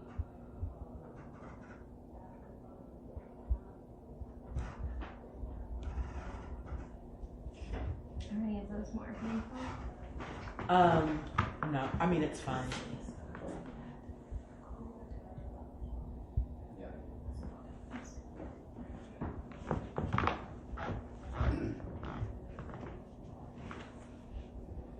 Okay. Okay. Now I'm gonna finish the rest. Okay, great. Okay. Okay. So when you what's the code? Okay. So when you put these needles in, okay, I will actually put it here. Oh, okay. I will actually not twist. I will actually just go in. Okay. Okay. So you puncture the first level of skin. And then Uh-huh. you go parallel. Got it. Yes. Okay. And then I want to create this zip, like so I'm going in. So this is the scar, right? And Mhm. this is the direction we want to go. Right? Mm-hmm. So all these are still very relevant. Mm-hmm. But I will probably, because I really want to create, because this scar is actually wide, Mm-hmm. right? So this needle comes in, Mm-hmm. ends about here, right? Mm-hmm. So if I insert another needle somewhere around here and then go, right? That's what I want. Right? I want to create sort of like a conduit Mm-hmm. and go down. Huh. So this should not be very painful at this point. No. Because there's all deficient, right? So the overflow is here. These have no energy. Mm-hmm. Isn't that interesting? Yeah. And you can confirm it because if I go here to here, okay. So again, this one goes to about here, right? So I'm gonna basically halfway. Mm.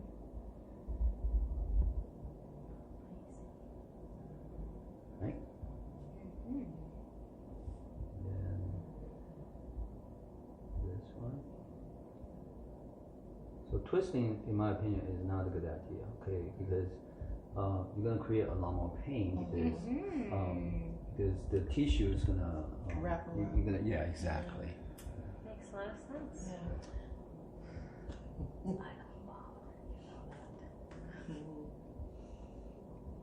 But it's important, in my opinion, that you did what you did, okay? Mm-hmm. Then you truly know what I'm thinking. Yeah. It's almost like her scar also has a very defined center. So Mhm. mine was almost too symmetrical. But you said you never got It's not that stitches. bad. Nope. No. No. That's interesting how that healed. Yeah. Uh-huh. 'Cause that center line that I was mentioning, he's going down your center line. Is he? I see. Oh, no. that's Oh, right. yeah. Okay. You might be different from that. I might.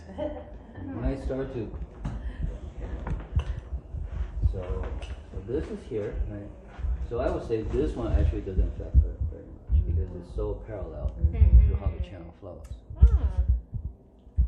And once this goes, so this may impact this, but once we resolve this, actually this goes. This could, so I thought that the way I was taught that every tattoo, every scar, every time.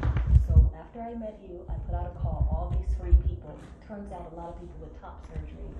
When I scanned it, some of them I couldn't even needle because it felt so good. Yeah. I was surprised It's all their by outlet. that. All their outlet in life. Yeah, so in the beginning, this is when I first met you, and as an acupuncturist, and I was so surprised by that and delighted. Yeah. And I was like, well, I can't use you for my purposes, but it's nice to meet you. Because channel, the most the most critical determinant of channel is our thought. And the reason I'm bringing this up is because this scar, like a cesarean scar, when I would see these people come, I want to get my work done in school, so I'd be like, okay, you're cut up from, kidney, channel, all the way out to stomach. Look how long and crazy this looks. And then some of them, I said, oh, I can't even do anything. But still, Shocking. here's the key, okay? So very few people can maintain that all the time. Okay, for example, when they're sleeping and they have this scar, it's not going through. Didn't know that. Right? So you can say, okay, wow, that's you're interesting. Yeah. yeah, it's gonna say this is amazing, right? But we're still gonna needle through it. Yes. Okay, thank you for that. Right. I let them Yeah. all go back then because I was like, my project, I have a project. Because it's like, okay, if they are thriving, if they see you and they're happy, their channels are good. Sure. Yeah. So you are affecting them. Yeah, they were like, oh, what made you interested in this? We have a nice conversation. I said, but I can't use you for that. Yeah. But that's why, like, if we don't have this, that's why I want to pull you, right? If we have this, if we have all these cultivation, right, and we all connect already, then doing this work makes sense. Otherwise, yeah, it makes no sense to me. I would even like to say, like, just below the scar. Yeah. Before you started, it was out. It was inflamed a little bit more. It's gone down. Thank you. You're welcome. I'm Sometimes just paying attention, I want to. sometimes it works. That's what we say. That's funny. Cool. Yeah, it's so I never thought about this scar, but all my stuff is on that channel. All your stuff. All my stuff is on that channel. Yeah. Also, maybe a sense of shock, right? A lot of things, or people paying attention to you and you feel embarrassed or something like that. I mean, honestly, these things carry a lot of things, right? Yeah. Interesting, right? Yeah. And I've had it so long. Anything else? Anybody want to needle my burn? Any acupuncture students? No, I don't want to needle your burn. Okay, well that's But I do know. No, I'm just voicing for me. Someone else might want to. I want to know how to do the self-care. So how to do myself Okay. when I'm home. So, so this definitely creates an issue for you, okay? In my opinion, okay? So normally, I love you too. yeah, so the normal way I would do it is actually just needle through it, okay? Center. I will actually do this, Oh, Like that. okay. okay? Kind of like this, Okay. okay? You want to do this? Get her to do it? Okay, you want to do it? You want to needle my knee? No, because you don't want to needle my burn. I know she's petty. It's petty. I'm embracing my petty. No, Are you petty? and I'm like, oh, is If that I what we lick do? my lips, I Petty. can taste the salt. Petty. So this one you probably like, We're gonna need to thread it like a yeah. Do Like you need stitches. a more? lot of these. Like Do you stitches. need more needles? Yes. Okay. Yeah, we're gonna have to. Nerdy. We need I'm to going go. Let up. me take this leg off. Yes, probably. I'm going on as if it were the stomach channel. No, No. just go that direction. Go that direction. Yeah. So ideally we go Yeah. downstream Yeah. to upstream, right? Yeah. But we don't need to Why? because it's easier. Okay. Okay. If you go You're this telling me direction, something if you else. go this direction, Yeah. you can do it. But We don't need to. we don't need to. Well, you she's gonna yell and scream and curse, and that's fine. What did he say? That you're gonna yell and scream and curse. And Yeah, we wait until, because we Let me really, take this we really need to far. get to the Oh, top. that's really, I see that. You want her to yell and scream and curse, is that what you're saying? Yeah, that's what he said. A lot of times we Trying to can, hear it. yeah, That's a what lot I of times heard. we cannot, well, ideally, right? But technically, can we do that every time? I would say no. Okay. Yeah, for my, because to go in the other direction, to me, somehow it doesn't work for me. Maybe it works for you. If it works for you, it's fine. No, that's okay. Good? What I'm saying is, we're going against the direction of the channel. So if I'm treating it as stomach channel, then I need to go up. We don't need to, ideally. Ideally, we go. Oh, so thank you for It's the for, correction. it's for pain. Uh-huh. Okay, so, Oh, I got that one. right, so if I have a scar here, and these channels are going up, right? So the access condition is here. I know, and it's gonna hurt on the yeah. Access, and, right. And numb on the empty. Exactly. So that's the only reason. Yeah, but you don't want her to feel the numb side. We don't need to. That's all I'm saying. Okay. And sometimes yeah. Because sometimes to me, here is actually less painful. Because somehow it's more robust here. Okay, I have a needle.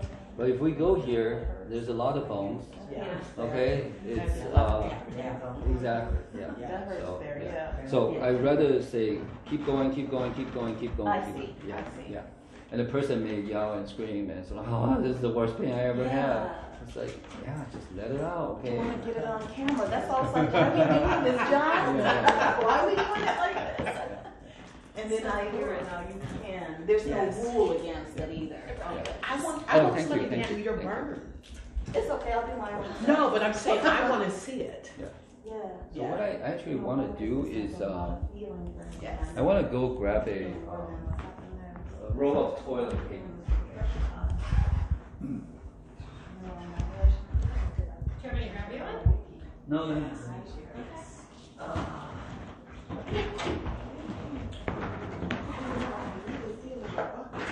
The bucket? Oh, good.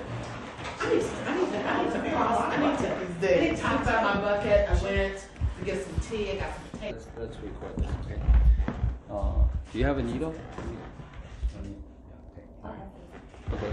So this is what I would recommend to acupuncturists or anybody using needles, okay?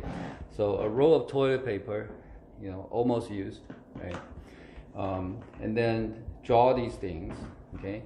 And use saran wrap this, right? So this is not unfolding all the time. And what you do is you grab the needle sort of like this, okay? So one finger kind of on the top, this is your control, right?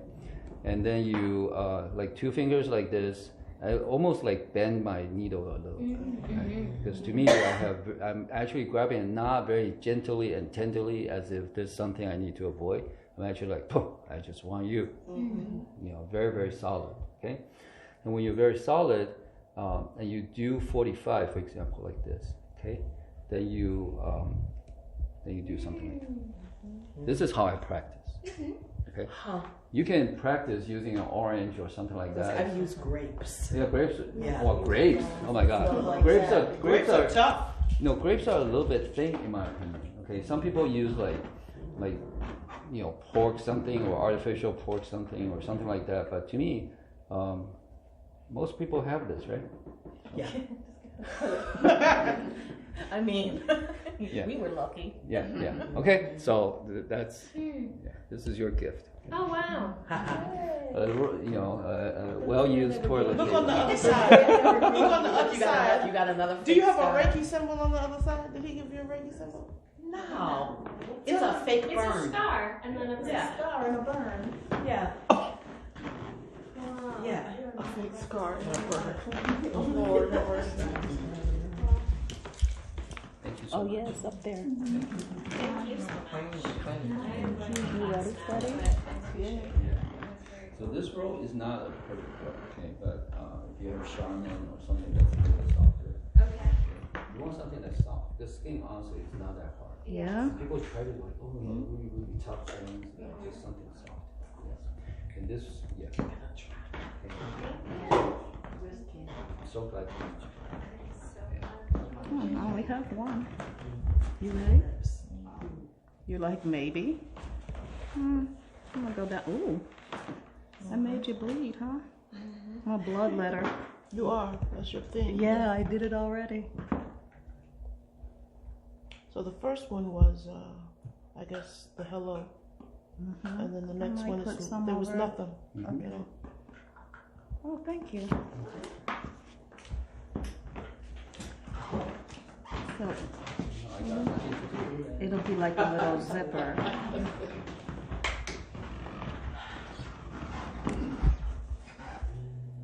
Can I go fast? Yeah. Yeah, the first one is the hello, and then the next one is, that felt like an ortho. Oh, yeah? Yeah. This is an ortho because there's so much just quads. Hmm. I don't know why I feel that in my yoni, but okay. Because the charm.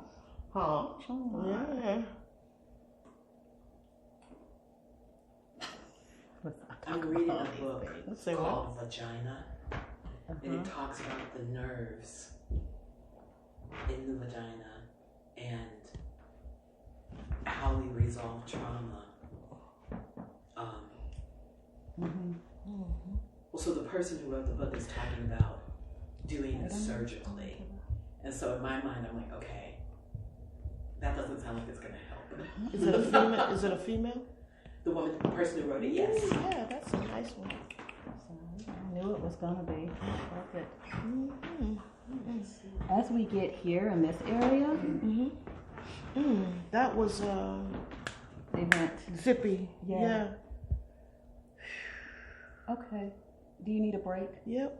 Okay. No break. No Ay, break. Chihuahua. No break. As he's eating his food. No sympathy. Right. No as break. he No crunches sympathy. cashews in my ear. This is, like, have some cashew. Yeah, man. Right? Like, you need a snack. Like, Right about now. yeah. Finally, something useful now. You better be clear about what you asked for. This is a pretty big scar. Yes, it is. That's how I was gonna start Yes, with yes, my yes. little one. So scars, we treat it once.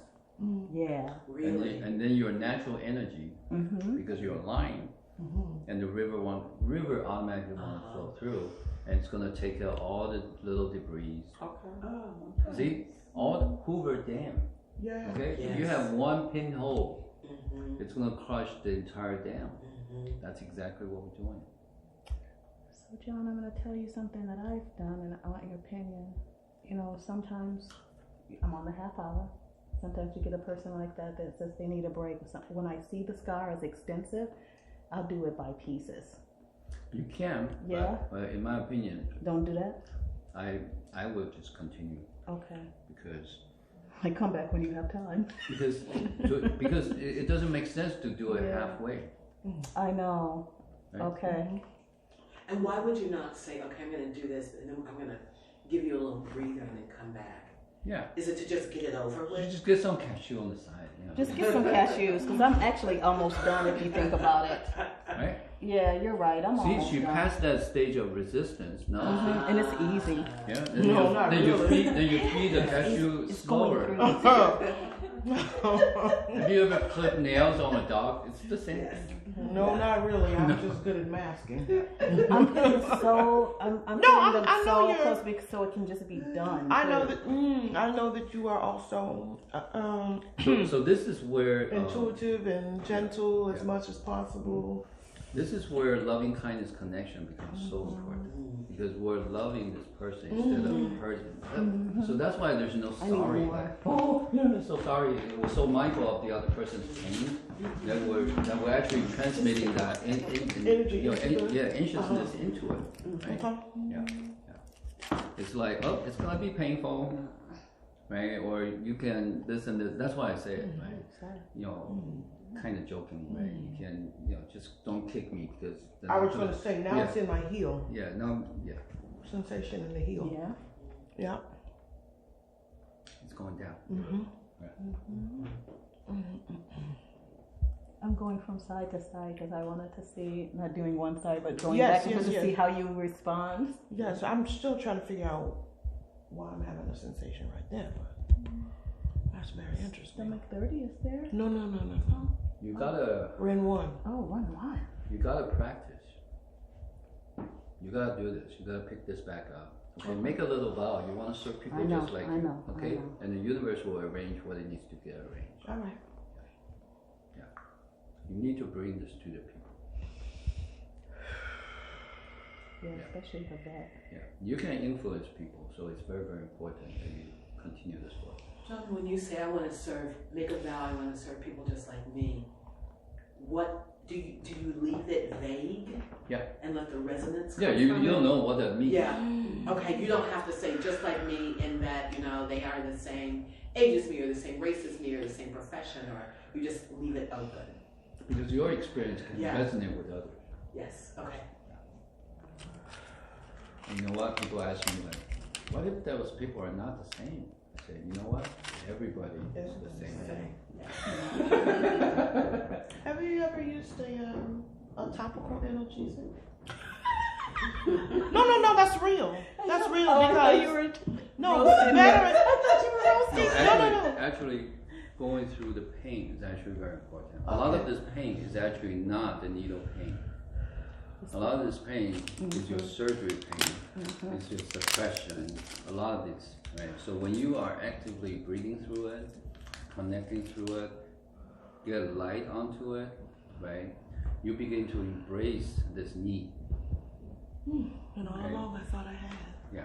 So this is part of the process, in my opinion. Okay. So pain itself is not an issue, right?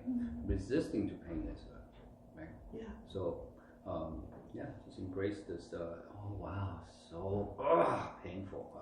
Wow, that's a good one.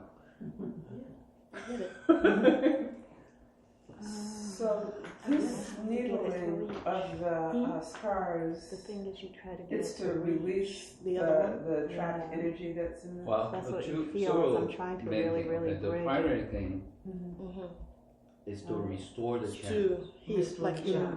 Okay. Channels are like rivers. Right? Scars are like blockage along Okay. the river. When it's blocked, the this one is the good. water is going to flood into surrounding into area the where it's area. not supposed to be, Okay. right? And when it's not supposed to be, here there's a flood. For example, that scar right here, right? There's a flood right around this area. You So said where this is more her stomach ankle just channel doesn't than feel anything right. else. Okay, it's very, very like, just like Yeah, I agree. achy or something like that. You will try to move it and maybe it feels a little bit better, but when you don't move it feels worse, right? Because things are not flowing through, right? So this part in is a blockage. very Here, there's a flood, there's an overwhelming in a flood. very But on this side, there's revealing no, sort of way. not enough, there's a drought, Oh, okay, yeah. right? Yeah. So the needling Yeah. process is really to say, okay, there's no issue with this channel. It's just there's a blockage. So if I can unblock it and have the water to continue, then we restore the natural, energy system of your entire body. Huh. That's the goal. That's Right. interesting. Super exciting. However, right, this is just on the physical side. That's Right? why I need If it. this person feels I have no purpose, You are really. I have no hope, or whatever, right? It doesn't matter because the channel wouldn't go anywhere because You're gonna do mind, it. the You're thought gonna do it anyway. is Yeah. far more dominant than anything else. Okay. I'm not in your body, So- but that's how I got it. So to me, this Telling me like that. idea or this concept or this This sense system. that I'm gonna thrive becomes so important before I do anything. I do any work. It's Because more if this person doesn't have this, I agree with that. who am I to say you gotta thrive? Right. Okay.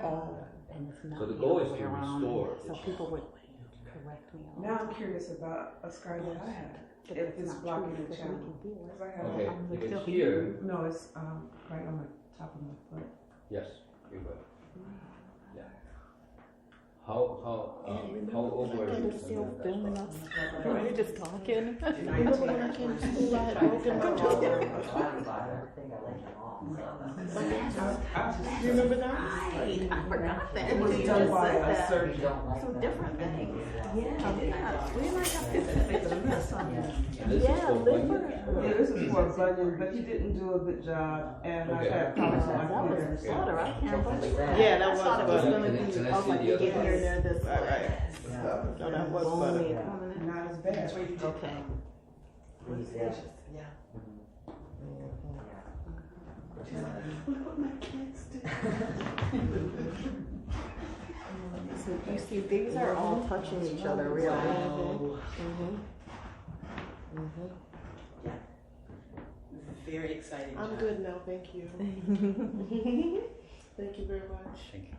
John, do you work with like because I'm thinking about the age at which this happened, and then all the things that happened after.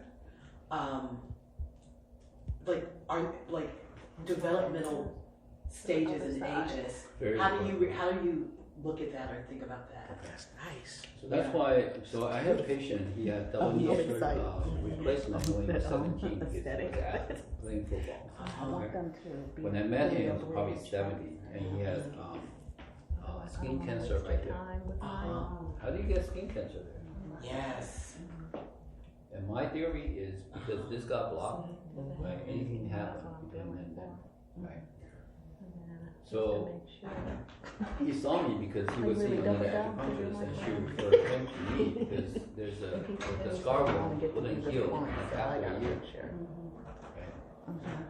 So he saw me and the wound closed in about 2 weeks. That one had a slight burn to it. Then he was going like, then they were very close, okay? Then all this, he absorbed this like, Now, down here, will you put a hand? and then he asked me this question, he said, John, you know what? He had a lot of cancer. And eventually he had to pass away. Okay? So he asked me this, it's like, had I taken care of this But scar, actually, the break was would I have all these right cancers? where the nail I said, and the I cannot say for sure, and the skin. but I need we want to start a scar clinic. So we actually start a scar clinic, treating scars. So he actually went into either oncologist, you know, like whatever, he goes into his Tai Chi group. He basically becomes my walking expert. He's like, calm. This guy has this open And I clinic, wondered scar if it's treatment, it's calm. At that time, we're actually very busy or in a with position process to of function. scars. Yeah. Scars do affect the person. I kind of like that you were this. Not just on the physical level. I feel like it's gonna be more. When we have a More scar, like effective, yeah. people step on a nail, for example. Because it's For a- example, I've never you have done this, it. right? Both of And your I was like, I uh, like this. foot It's actually not have saying the something. condition called bunion. Mhm. Okay? So when you walk, bunions are caused by this. Okay? Gotcha. When we walk 1 foot in front, 1 foot in back. Okay? When we walk, the back foot needs to leave the ground. Okay? If the big toe leaves the ground last, there's so much pressure on the base of this bone. And the body says, okay, you want to put pressure there, I'm going to grow bigger and stronger. And the big toe gets pushed out. That's the real cause of bunion. So the goal is when you walk, when your back foot leaves the ground, you got to feel both of your big toe and your little toe, Oh, the bases of your big toe and little toe, they have to touch the ground. okay. And when you do that, you start to change that because your structure changed, your bone will actually change. Okay. Okay. My mom has bunions. Okay. After surgery, her big toe is here. I kid you not. Her big toe, yes, goes almost 90 degrees. Okay. It was completely failed surgery, right? Right. And her both toes were actually the same. So the doctor said, oh, we're going to pick one toe and operate on. When it heals, we do the other toe. You can't do both toes at the same time, right? So this toe was totally messed up. I'm trying to Within a year or two, she has absolutely no bunion on the other side. It's getting Okay. good though. So these are magic doctors, right? You messed up that one, but somehow you fixed the other one, right? It's because when my mom has this problem, she needs to balance here, Oh, okay. right? She cannot, because this is not carrying weight very well. Yeah. She starts to have better positioning on the other side. Within 2 years, it's gone. Today, my mom's left foot doesn't have bunions. Isn't that interesting? It is. Yeah. 10, So- 20, 30, 40. So to me, a lot of these surgeries. How many, 60? And this has a lot to do with 40? a lot to do with how 46. you see the world. That's amazing. Okay. Look at When you sit, for example, if you go like this, Look, and you try to protect yourself, for example. So when you walk, you're more likely to do this. and then others will Okay? pinch. Or this or that. So there's something One or that's two not burn. completely That's balanced. it. So when you walk with It that looks bucket good. thing, right? It looks When you good. do this, right? Yeah, Your it back does foot look good. feels like you want to feel Looks like a these 2 porcupine. points actually solid on the ground before you meet them. Try to do this barefoot at home. And you just feel like, oh, both feet, oh, good, oh, you know, and you actually feel very, very solid because you can literally, you know, like in mid-air, you can go back. So this is actually very important for martial art, okay? Because when you do this, you're committed to go forward because you cannot go back. It's actually very painful that way, right? Because all my body weight is on that one single point, right? But if it's evenly across, right, then you can actually stand here and do some more work. Did you want to check this? It's beautiful.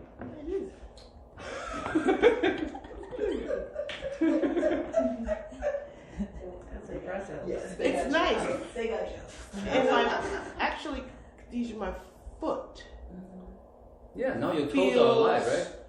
Yeah, like it's almost like a weight Yeah, we didn't has even been know that lifted, toe. and we didn't even do the toe. I broke my toe just before I came to acupuncture school. So I came my first year. I was in a boot dragging that thing. You remember that boot? All that stuff. Child, we transitioned.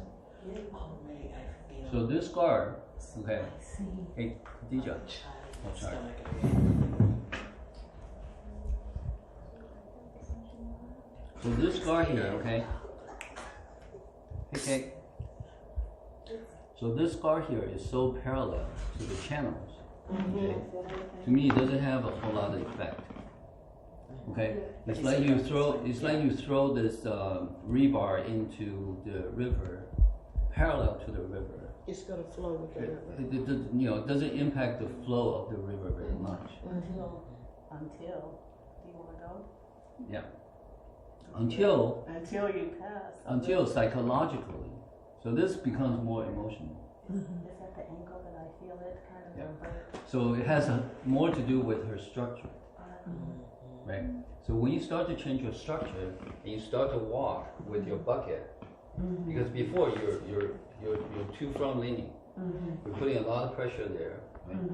And the energy doesn't flow. So It's like you know how the hip goes Sorry. like this when I come here, between like 4 and then 5 here, it's like.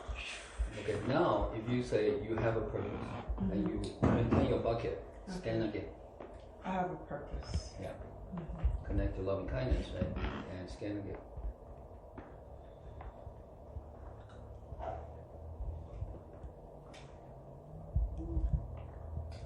It got further, Right. but I still feel. That's what I mean. Okay, it will change when she changes her posture.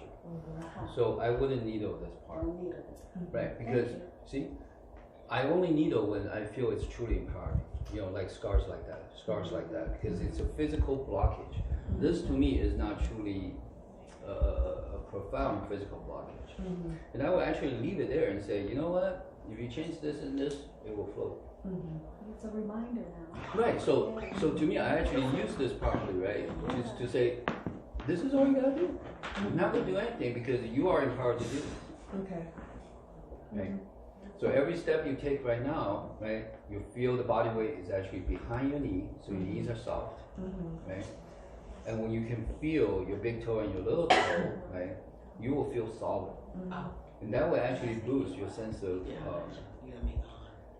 being, right, and sense of courage, actually. People who walk like this don't feel safe. Okay? Who walk how? Bucket forward? So lean bucket, forward? yeah, bucket forward, and the big toe leaves the ground last. It's not very safe. It doesn't feel solid. Okay? Until we change the posture, so, oh wow, that is solid. Oh my gosh. Right? The same thing with locking the knees and stuff like that. Yeah.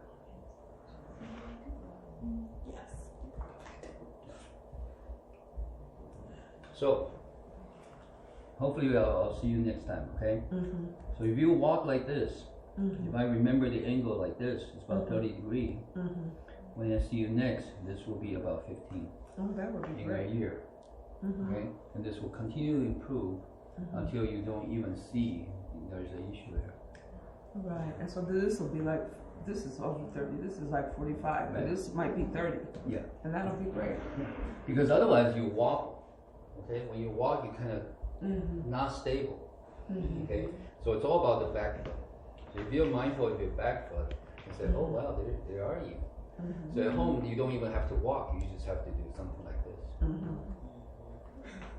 So I do a lot of these little things, okay? Because when I started martial art, I get hit all the time. So this actually matters. So being hit has a huge advantage. Cool. Okay, I really want to go over the framework with the two of you, okay? Oh, I thought you did. Okay. Okay. Is it okay? Okay. All right. I need to relocate. I need to relocate.